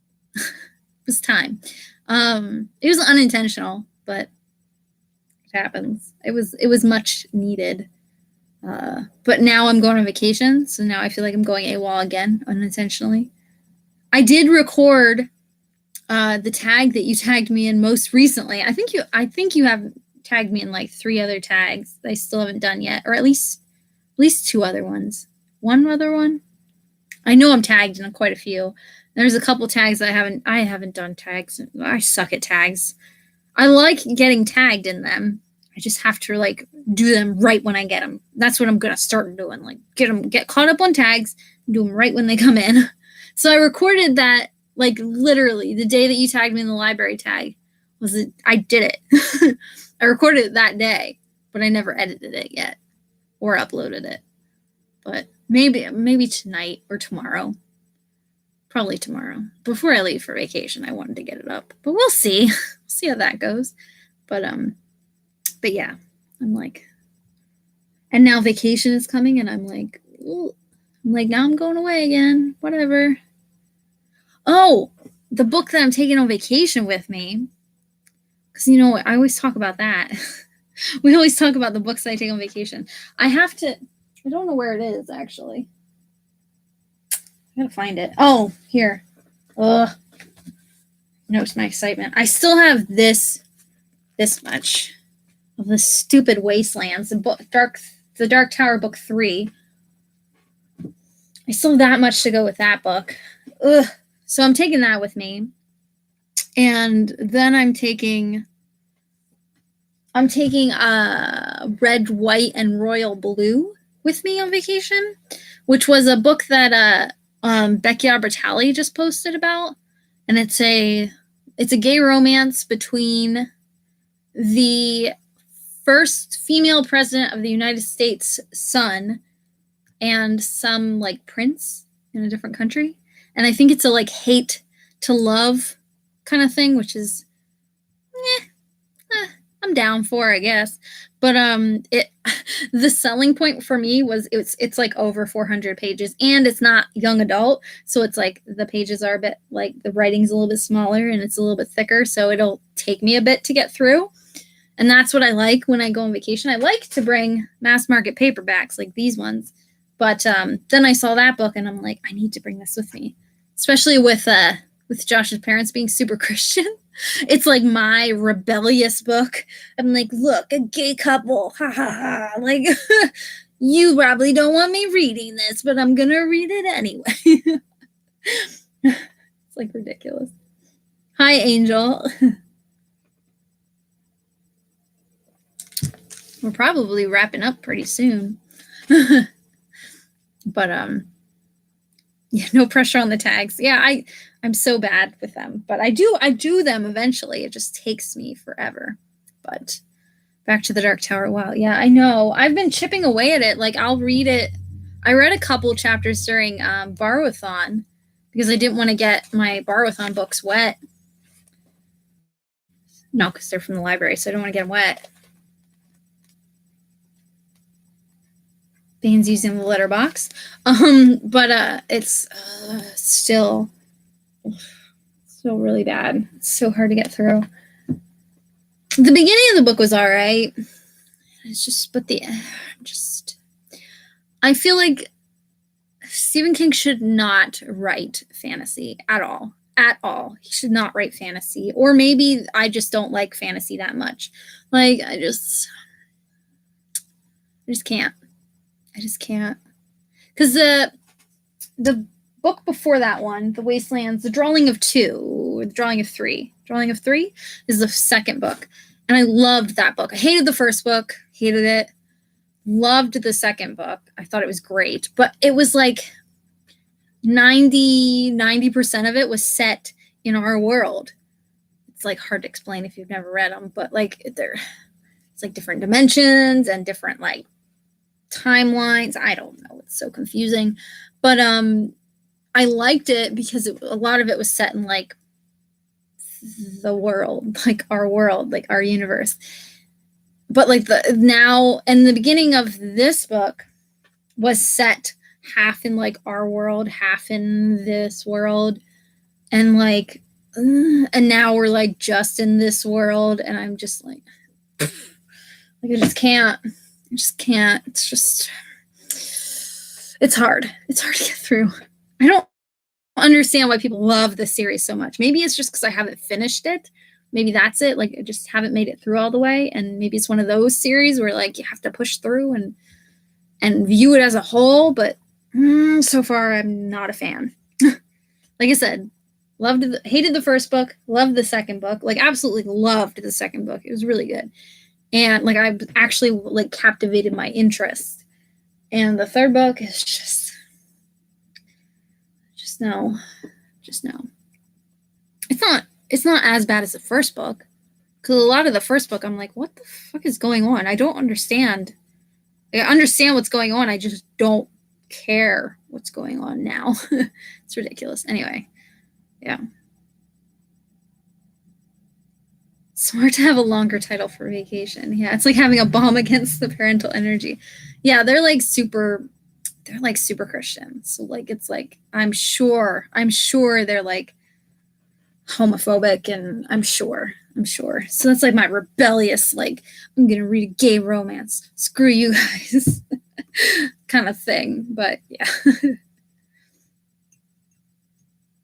The first one in the Dark Tower series, yeah. The first one is really bad. The second book is amazing. Like, okay, not amazing. That's really pushing it. Maybe because the first book was so bad, the second book looks even better. But the second book is really good. Really good. I really like everyone who has read the first book and hated it. I always tell them, like, read the second book. Especially like alternate like dimensions and like time travel kind of stuff. I guess not really time travel, but like there's different timelines. I don't know how to describe it, but the second book's much better. And then this one starts out pretty good, and now it's just I'm like debating switching to audiobook, but I don't know if it's gonna be worse on audiobook, like harder to understand what the hell's going on in audiobook. Because there's so much going on, and it's so confusing sometimes, and like now I know what's going on, but like it's still like I said, I just don't care. I don't care.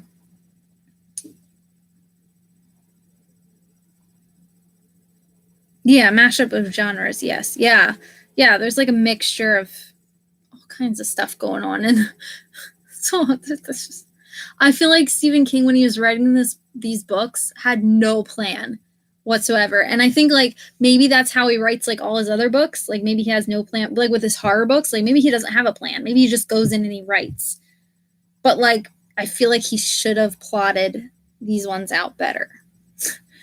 Like I feel like he should have, if whatever he did for his horror books, should have done the complete opposite for these books. And if he did the complete opposite, then he needs to fix that.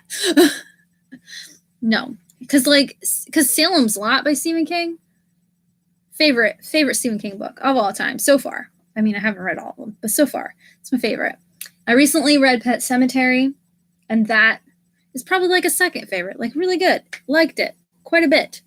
Would probably say loved. I loved. It's really interesting, really good. But the Dark Tower is hard. It's really hard. It's ridiculous. Anyway, yeah. The whole world sometimes not. I think that used to be rarely done. Now we see it more. Yeah. Yeah, it's like magical realism. That's what it's called, I think, now. But it's like his is a lot more fantasy elements. I don't know. It's just weird. They do have a graphic novel, Dark Tower series, which I do have some of them. But I don't really want to read them until I finish the Dark Tower in case that spoils me for stuff. But I don't know if I'm going to make it through all the Dark Tower because this is hard. But I think they'll work a lot better as a graphic novel because then you can visually see what the hell is going on, and it'll help like mentally make it more accessible. I don't know what I'm saying, but I don't know. I feel like it's a better graphic novel storyline. than this big of a book storyline. Innovative. People love them at the time. Yeah. But when they see it pop up in pop culture, more of it can be less impressive. Yeah. Yeah, I don't know.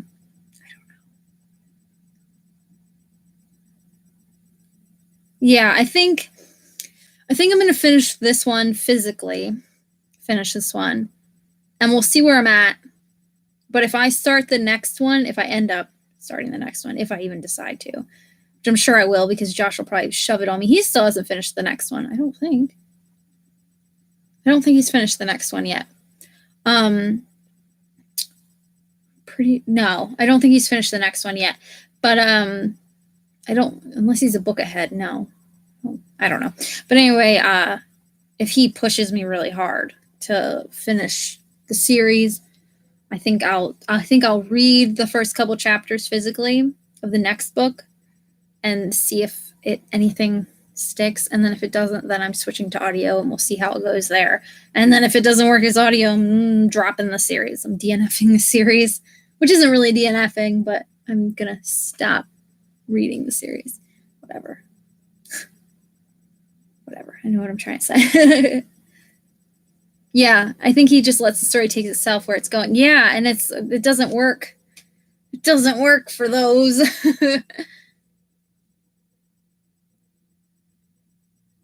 Yeah, Pet Sematary was good. Pet Sematary was really good. Salem's Lot is definitely one of my favorites.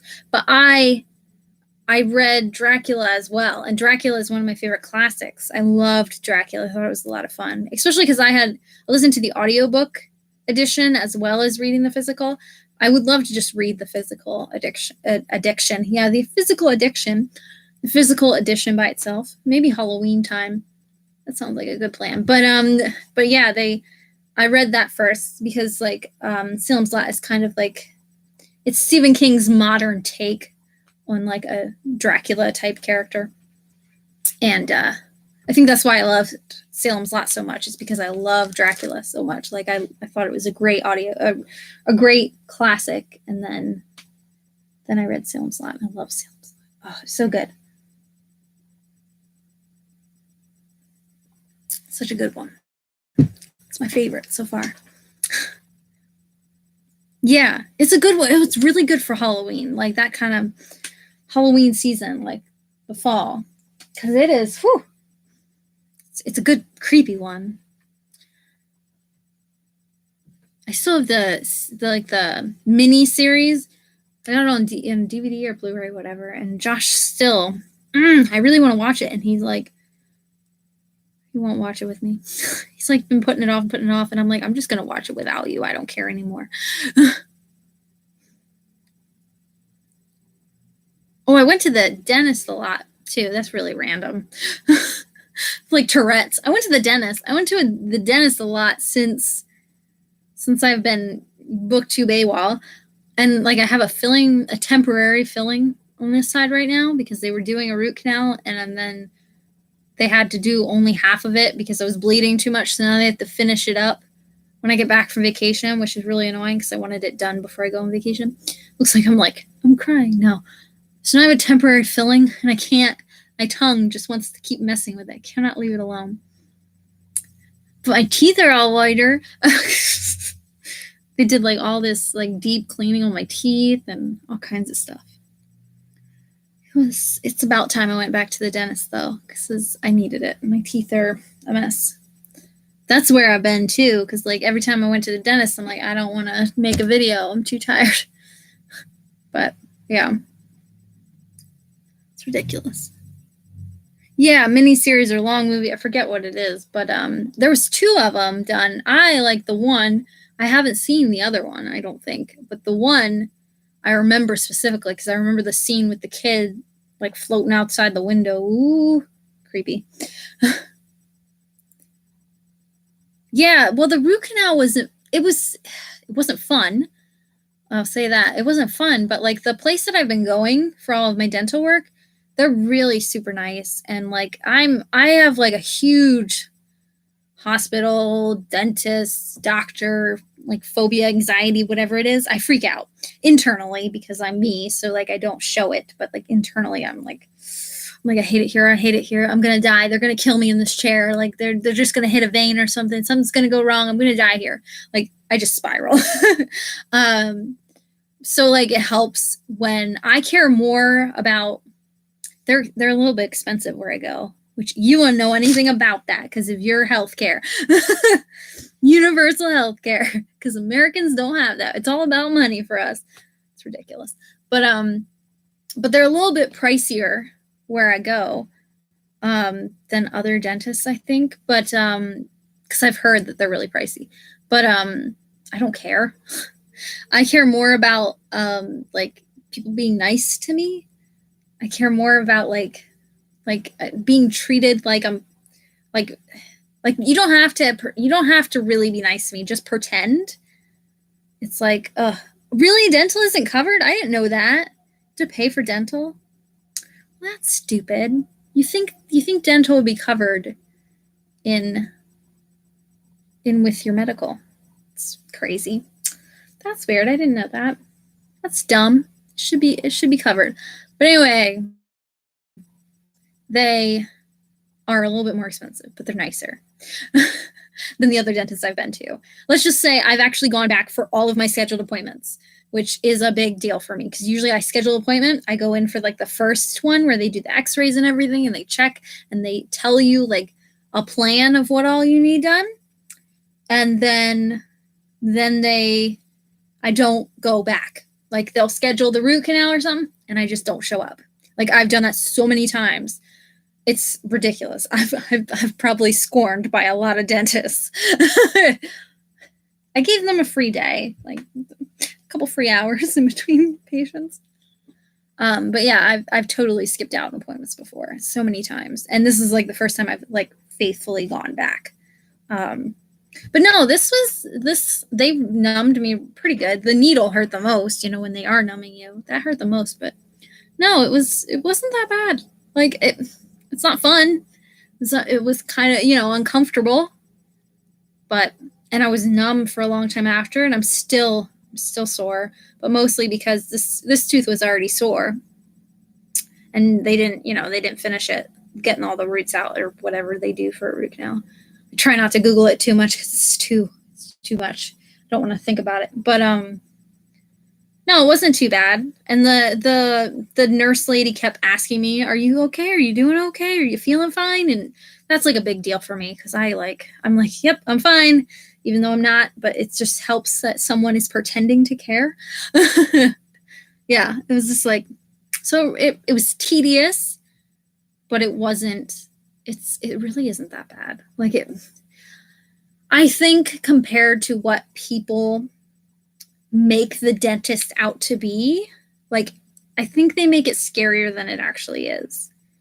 Like especially now because they numb you before they even put the needle in. So like the needle like pinches. It doesn't feel great, but it's not like excruciatingly painful.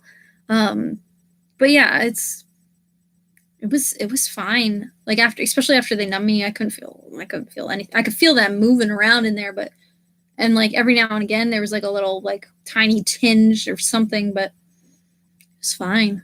The sounds are worse too. But no, I think people make it out to be like way worse than it is, and then it makes everyone else act like it's way worse than it is. Like people were telling me, "Oh no, root canal is terrible. Oh, you're gonna be in so much pain," and blah blah. And I was fine. Like once I got in the chair, I'm like, "I'm doing this. You're not moving. You're gonna do this. You need to get this fixed. Just tough it out. You're a bad bitch." Listen to some Cardi B lyrics in your head. Like, you can do this. Like, it's fine. Like, you're already in the chair. You're not getting up. You're going to be tough. And you're just going to get through it. And then, and then they start and you're like, "Oh, really? This wasn't that bad." Like, there are worse things in the world. Like working with the girl that called off the other day. I'd rather go to the dentist than work with her again because I might punch her in the head. But yeah. Dental isn't covered. Most people have coverage through work. Oh, insurance. That's crazy. I didn't know dental wasn't covered. You think it would be. Everything else is.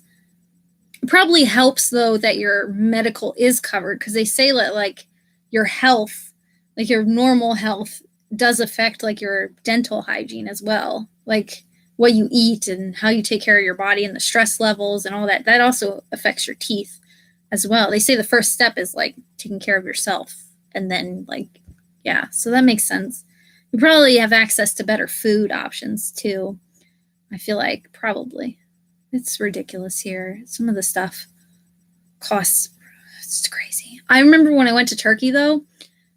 When I went to Turkey, it's really crazy because people think like Turkey, they think it's like a third world country, which it's not. But they have like the access, because they grow everything in Turkey. I did not know that when I went to Turkey, but they grow everything, and their fruit is so cheap. And in the US, fruit is so freaking expensive because we have to import everything because we can't grow shit here, apparently. At least nothing of value. But yeah, like, they just, the access to fresh fruit is crazy in like so many other countries, but I don't know. It's ridiculous. Yeah, I would never want to change my dentist or hygienist. I trust them both now. Yeah, that's how I feel with like this place. Like, everyone is really nice. Like, everyone, from the second you get, the second you walk in, and like the hygienist is nice and the dentist is nice, and the dentist seems a little bit more like, let's get down to business, but he's still polite. And it helped that like the nurse or assistant or whatever she was there, and because I love the one nurse assistant, the one that was there for this appointment. Like, I hope she's there for the next time that I get this done, because I loved her. She's just so great. She's like one of my favorite people's there. She does the x-rays normally, but like she also was helping out, and she's like learning everything, I think, in the office. So she's great. I love her. Like, want to hang out with her. She's great. Would never Google dental things. Yeah, it's really not. It's really not worth Googling. Tough it out. Yeah. Yeah. I like, once you're in the chair, just I just choked on air. Yeah, I just choked on air. But yeah, tough it out. Tough it out through the choking on air.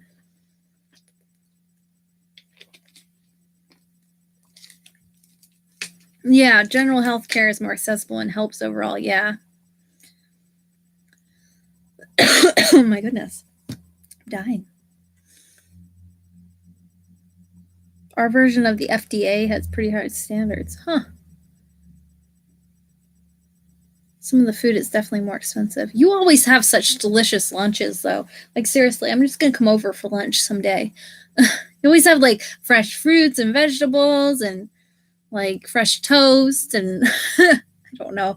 It just all looks so good.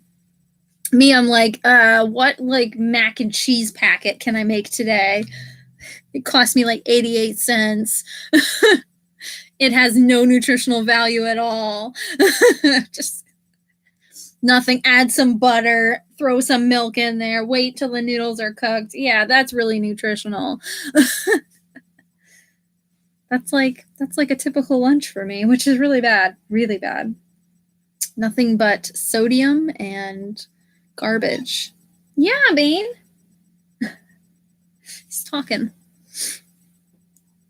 Favorite peoples, yeah. Favorite peoples. Invited for lunch. Someday I'll come up to Canada and visit. I'll be over for lunch.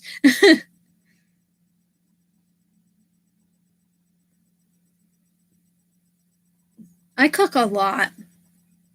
But like, it's not, like I said, it's usually not like cooking. I like to cook. I like to cook a lot, but I work so much that like when I get home, I'm starving, because I don't take breaks at work either, which is a bad thing. But I don't take breaks ever. I hate taking breaks. I took a break yesterday, which was good, I guess, because I ended up being there forever. But I took a break yesterday to go to the DMV to get a new driver's license photo, which the DMV is I was in and out, which is a rarity for the DMV. I feel like you usually just wait around. Everyone at the DMV hates working there as much as the people who come to the DMV hate the DMV. But I got like the one person that actually enjoys her job at the DMV to take my picture, and I was in and out, which is weird. It's crazy, but like I like picked up food on my break, which is a rarity too. Like I usually don't eat at work at all. Like I'll snack at work. But it's like, then I come home and I'm starving and I hate myself for it. But yeah, I love fruits and veggies too.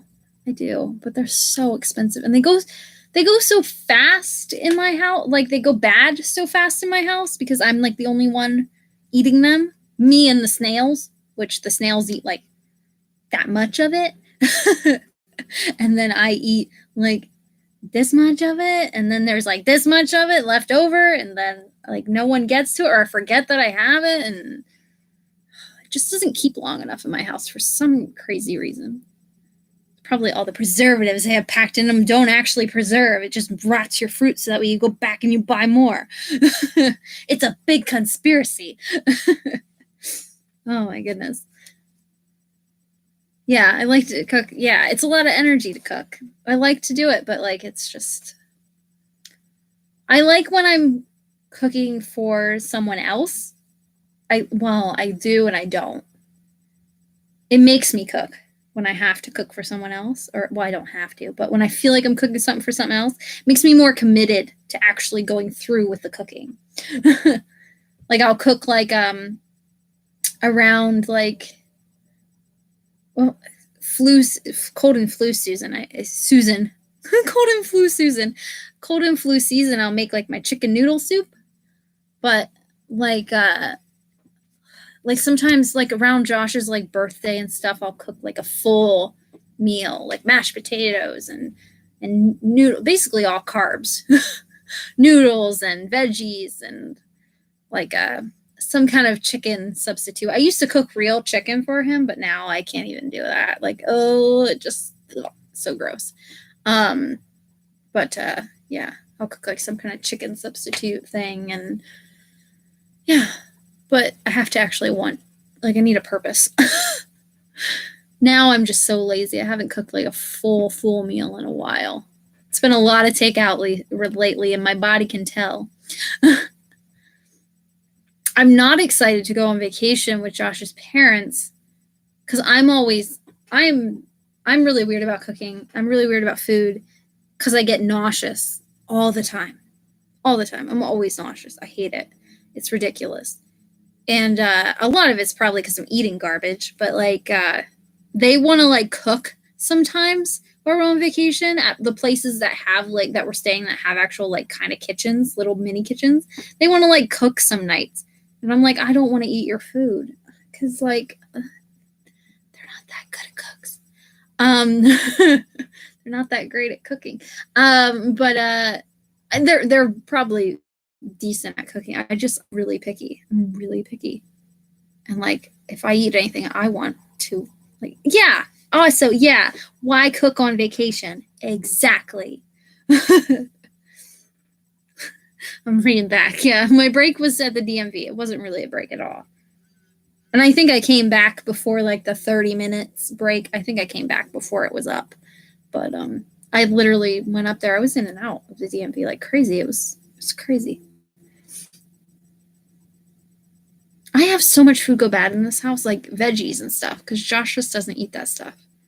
He will if I like shove it at him, or if I cook it in something and I'm like, here, I have extra, eat this. But if I just have like a watermelon sitting in the fridge, if I don't eat it, which usually watermelon is one of the few things that does not survive in my house. Like I go through it. Like I'll crack it open in half and I'll just eat a whole half. And then I'll eat the other half the next night. Like watermelon doesn't last, but like a lot of fruits, just strawberries. Strawberries go bad really quick in my house. So bad. I should just freeze them and try making smoothies. Because like Riley like recommended making smoothies and stuff before, and I never tried it. But I really should. I should just freeze it. I don't know why I don't. It would be smart. All the carbs. It's awesome. Yeah, I love carbs. Oh my God. I love carbs so much. They're amazing. They're the most beautiful thing in the world. Mashed potatoes, corn, noodles, buttered noodles, garlic butter noodles. I'm like, just please. Spaghetti. I just want all of the carbs.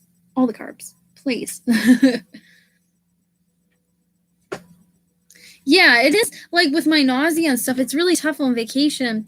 But like when we travel overseas, I'm actually not as nauseous usually. Like I am the first couple days because I'm still like, I think there's still American food in me.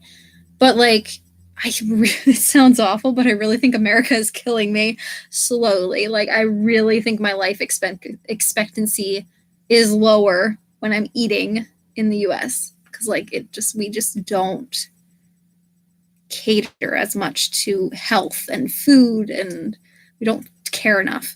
But yeah, they like when I'm like overseas, I eat a lot more fruits and veggies, and like there's just so much good food like overseas. So maybe that's it. Maybe like because I start to feel better. Like the first couple of days I'm nauseous and I'm just like miserable. But like that's how I feel all the time when I'm at home. So I think once I get overseas and I'm eating like veggies every single day and fruits and all the good stuff, and it's all cheap, easy, like it's like forced on you.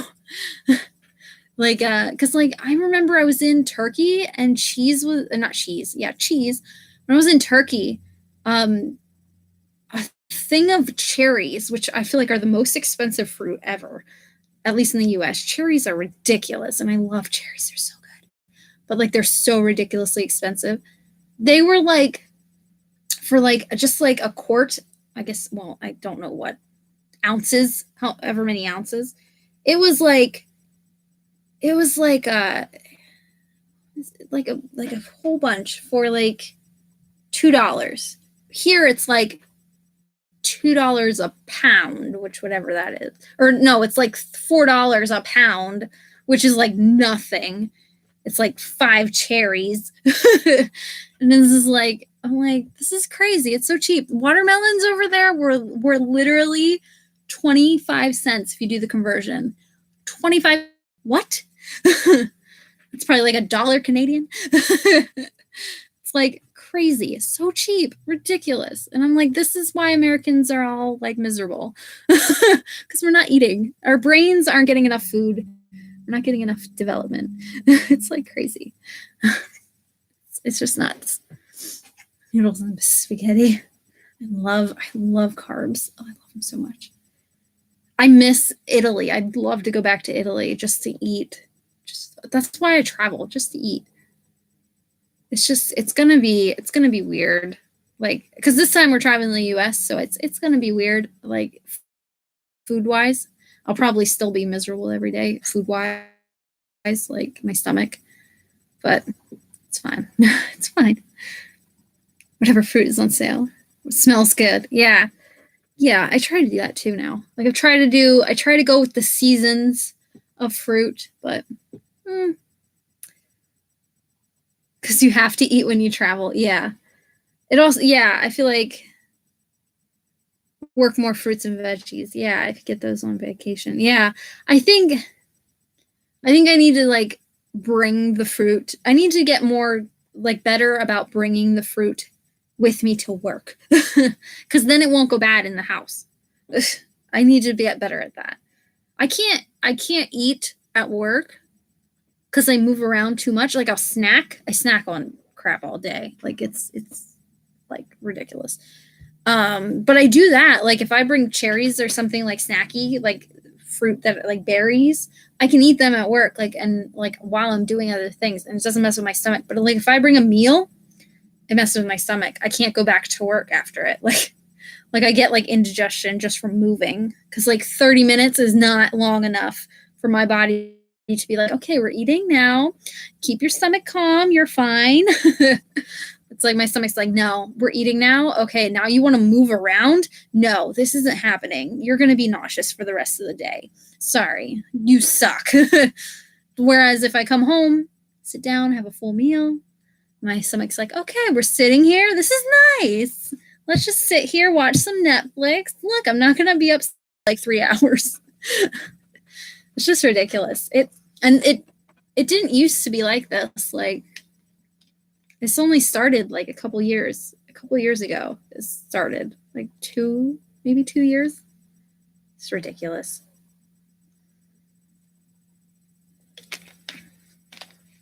Yeah. Like that's why I don't take breaks, because it's just better off to just like push through. Sometimes if I push through as well, like sometimes my boss will let me leave a half hour early because that's me taking my break. Which works out nicely because then I get to go home a half hour early. And I get food a half hour quicker. But yeah, I snack while I'm at work. It's not like I'm not eating, but like I'm snacking and stuff. But yeah. We'll just get rid of that. Yeah, fruit is good as snacks. Yeah. I think I should just start bringing them more often to work. But yeah, I can't take breaks. Can't take breaks.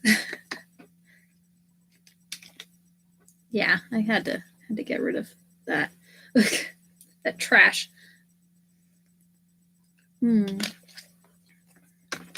Anyway, I think I've chatted about like everything else but this book. Oh my goodness. I think it's time to figure out. Oh my goodness. I think time we talk about when we should read the next book. We did a little bit. We always end up now. I am a tangent human being. It is built into me. Just can't stop, won't stop. Oh my goodness, at work we're freaking hiring. So we're hiring someone new, which sucks because like I'm going on break. But like my district manager hired someone to come in as okay, so this is a long story, but it's really annoying. So it's really distracting, but hilarious. So my DM hired this person, right? So we're losing a person. We're already shorthanded, but we're losing a person from she's moving up. So she's turning into a store manager in training. She's not turning into a store manager, but a store manager in training. So my DM hired someone to be a store manager in training at my store from another store. But I'm like, okay, whatever. Why couldn't you just make the person that was already here be trained at our store? Whatever. But then, so I found out today, because I decided to make the schedules. I took over making the schedule, basically, because I get to make my own schedule. But I took over making the schedule, and I made it so that way I love trolls. It's the best thing ever, but that's really distracting in a funny way. But yeah, so I made over taking the schedule, took over doing the schedule. And now they hired this person to come in, right? To basically, okay, we're shorthanded now. We need a shift supervisor. They came in to... he hired this person. That's so distracting. I can't watch the chat right now. They hired this person. So I'm like, okay, so we're getting help from this person. This person isn't even like a cashier. They're not even trained as a cashier. So like, this is a person fresh off the street that they're training to be a store manager in training, but they're a cashier. So what? I'm like, you're hiring someone off the street to be a store manager in training, but they don't even know how to run the register. What? I found that out today, which was just fascinating. But anyway, that person is starting while I'm on vacation, so I don't even know what I'm coming back to. Like, I don't know. I have no clue what I'm coming back to. Like, it could be complete chaos. It could be this person's really good and catches on real fast. I don't know. I don't know what I'm coming back to on vacation, but it's ridiculous. Anyway. Anyway, book 2. So this is book 2. I have it in hardcover, which is really cool. I don't have the other ones in hardcover, just this one. Oh, no. I have all the other ones in hardcover except for the first one, which is in paperback. Ooh, I just peeled off the sticker. Anyway, book 2. So, live show for book 2. Do you want to do the last Tuesday of the month of June as well? Same time, same station. So distracting. But yeah, I don't know what I'm going back to when I get back from vacation. It makes me not want to come back from vacation. It's bad enough. But yeah, I'm going to be able to make my own schedule, so that's nice. I can do whatever I want, which I really end up giving myself more hours. Okay. That works for me. All the wrong. Question mark number 2. There, it's on the schedule. I'll have to put it in my phone too, so I don't forget. I almost forgot about this one. During Borrow-a-thon is when I remembered, because I see all your posts for Borrow-a-thon. I did participate in Borrow-a-thon, but I didn't participate social media wise. I feel like I missed all the sprints. They happened, but I was just always busy whenever they were going on, or I just didn't have the energy to participate. I'm there's sprints going on. I don't want to read right now. Yeah, so I'm and then I saw you, and I'm oh, she's reading that. That's right. I have to read that book. I'm when is the live show again? Oh yeah. I'm oh. But I did finish it. Yeah, I was doing Borrow-a-thon, just very behind the scenes. I read 2 books. That's it. But the book I read, it's a big one. That's what she said. But I read the first book in the Chaos Walking series, which I've rented every single Borrow-a-thon for forever. So I finally finished it. I finally read it, which it really wasn't worth. Really wasn't worth it.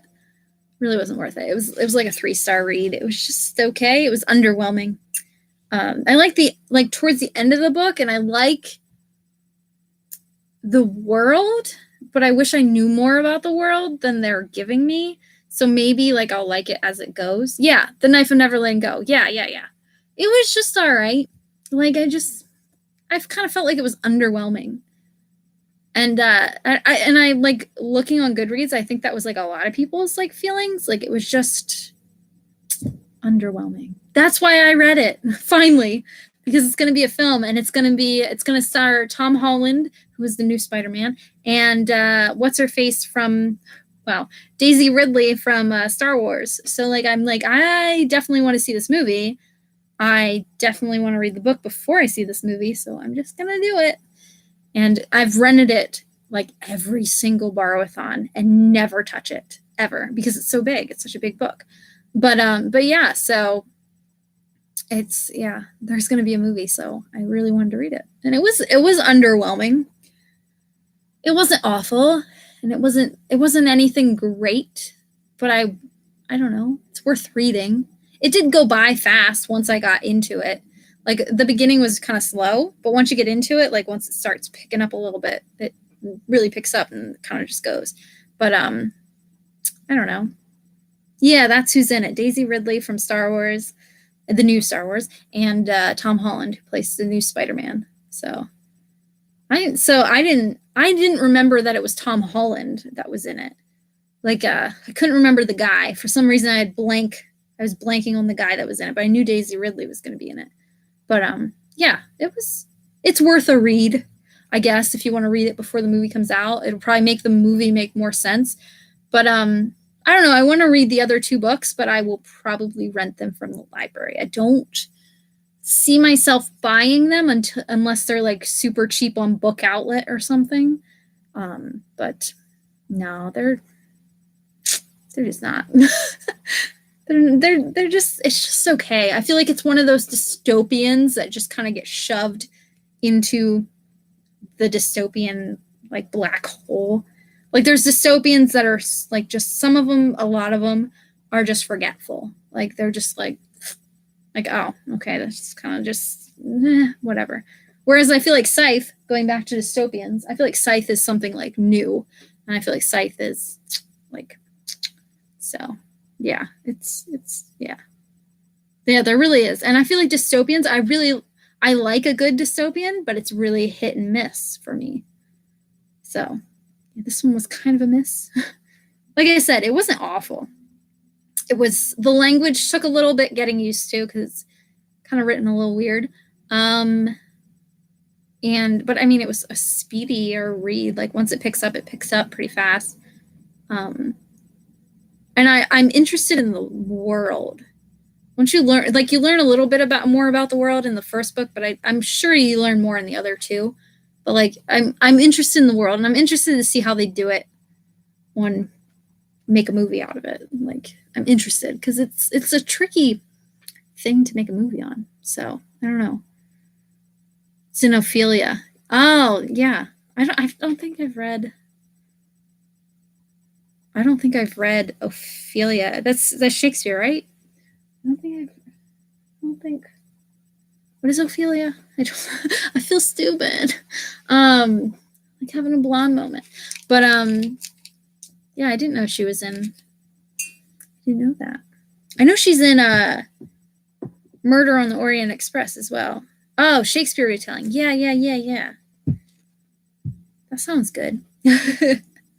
I love a good Shakespeare retelling. That's another thing, like dystopians that are hit and miss. Sometimes they're like, and sometimes they're like, no, just don't. Anyway, it's been like 2 hours. A character. Oh yeah, that's right. Yes, I knew the name sounded familiar. That's why I felt so stupid. I'm like, what? That's really cool. That's really cool. Sounds good. You have to tell me if it's ain't good. I know, it's crazy. The time flies because we go on so many tangents. And by we, I mean me.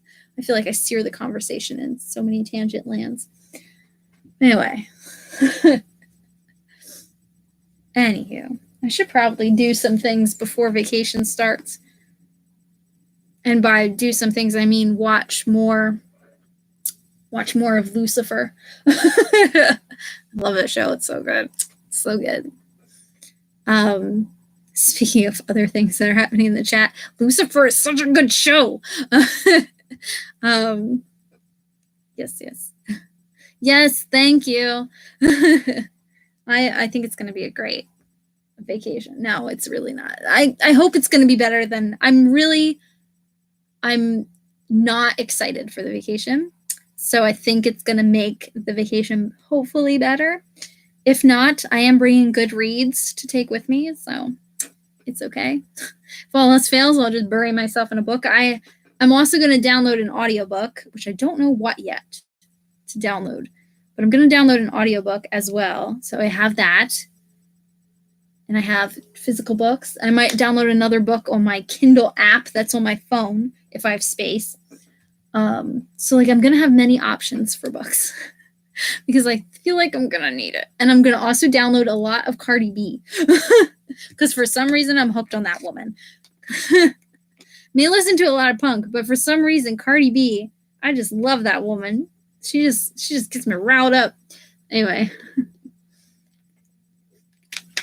Yeah, you should definitely watch Lucifer. It's so good. Such a good show. Such a good show. I'm so glad that Netflix picked it up. I'm so happy about it. Like, so happy. But I haven't even watched like the newest season. I'm behind a season. I'm in like season 3 and I'm like halfway through it. I think there's 4 seasons. But anyway, yeah. Yeah, book options are good. I'm excited. I'm really excited. I probably will post after I get out of this chat. After I'm done with this chat, I'll probably post maybe I'll post a photo, or I'll probably post it on my Insta stories of the book that I'm going to take with me for on vacation. So anyway, all but the new episodes. Yeah, I haven't seen season 4 yet. I haven't seen the Netflix, ones, because I'm interested to see what they do, because now they really don't have any like restraints. So I'm interested to see if they do anything different. So so I don't know. Yeah. I haven't seen any. I'm finishing up the season 3. So like I think when I should maybe have it finished, maybe before I go on vacation, and then when I come back from vacation I can start season 4. Ooh, I think the audiobook that I'm going to download is Bad Omens, so that way I can start that show, because that's on Amazon Prime, and I really want to watch that, and it has the guy from Doctor Who, David Tennant, is in it, and I really want to watch that show. But anyway, yeah. Anyway, get out of the chat, make it sound like an escape room. I gotta get out of here. Sounds like a good plan. Yeah. Anyway, it is. I'm all set. Yeah, the one on Prime. Yeah, David Tennant's in it, and I'm really excited. That's the only reason I want to read it and watch it, because David Tennant's in it. I'm like, yes. So, anyway, yeah, I'm gonna go. I will see you at the end of June. I'm sure I'll see you before that, like video-wise and stuff, and I'll be around. But probably another round of Grinchathon in July. By the way, saying that ahead of time. Probably around Christmas in July. But anyway, if all else fails, you'll see me in July. You'll see me in June and then July. But yeah. Goodbye. I will talk to you later. Goodbye. I'll see you around. Yeah, Grinchathon. Woo! It's coming. I'll see you. Goodbye. I don't know how to end it, though. There we go.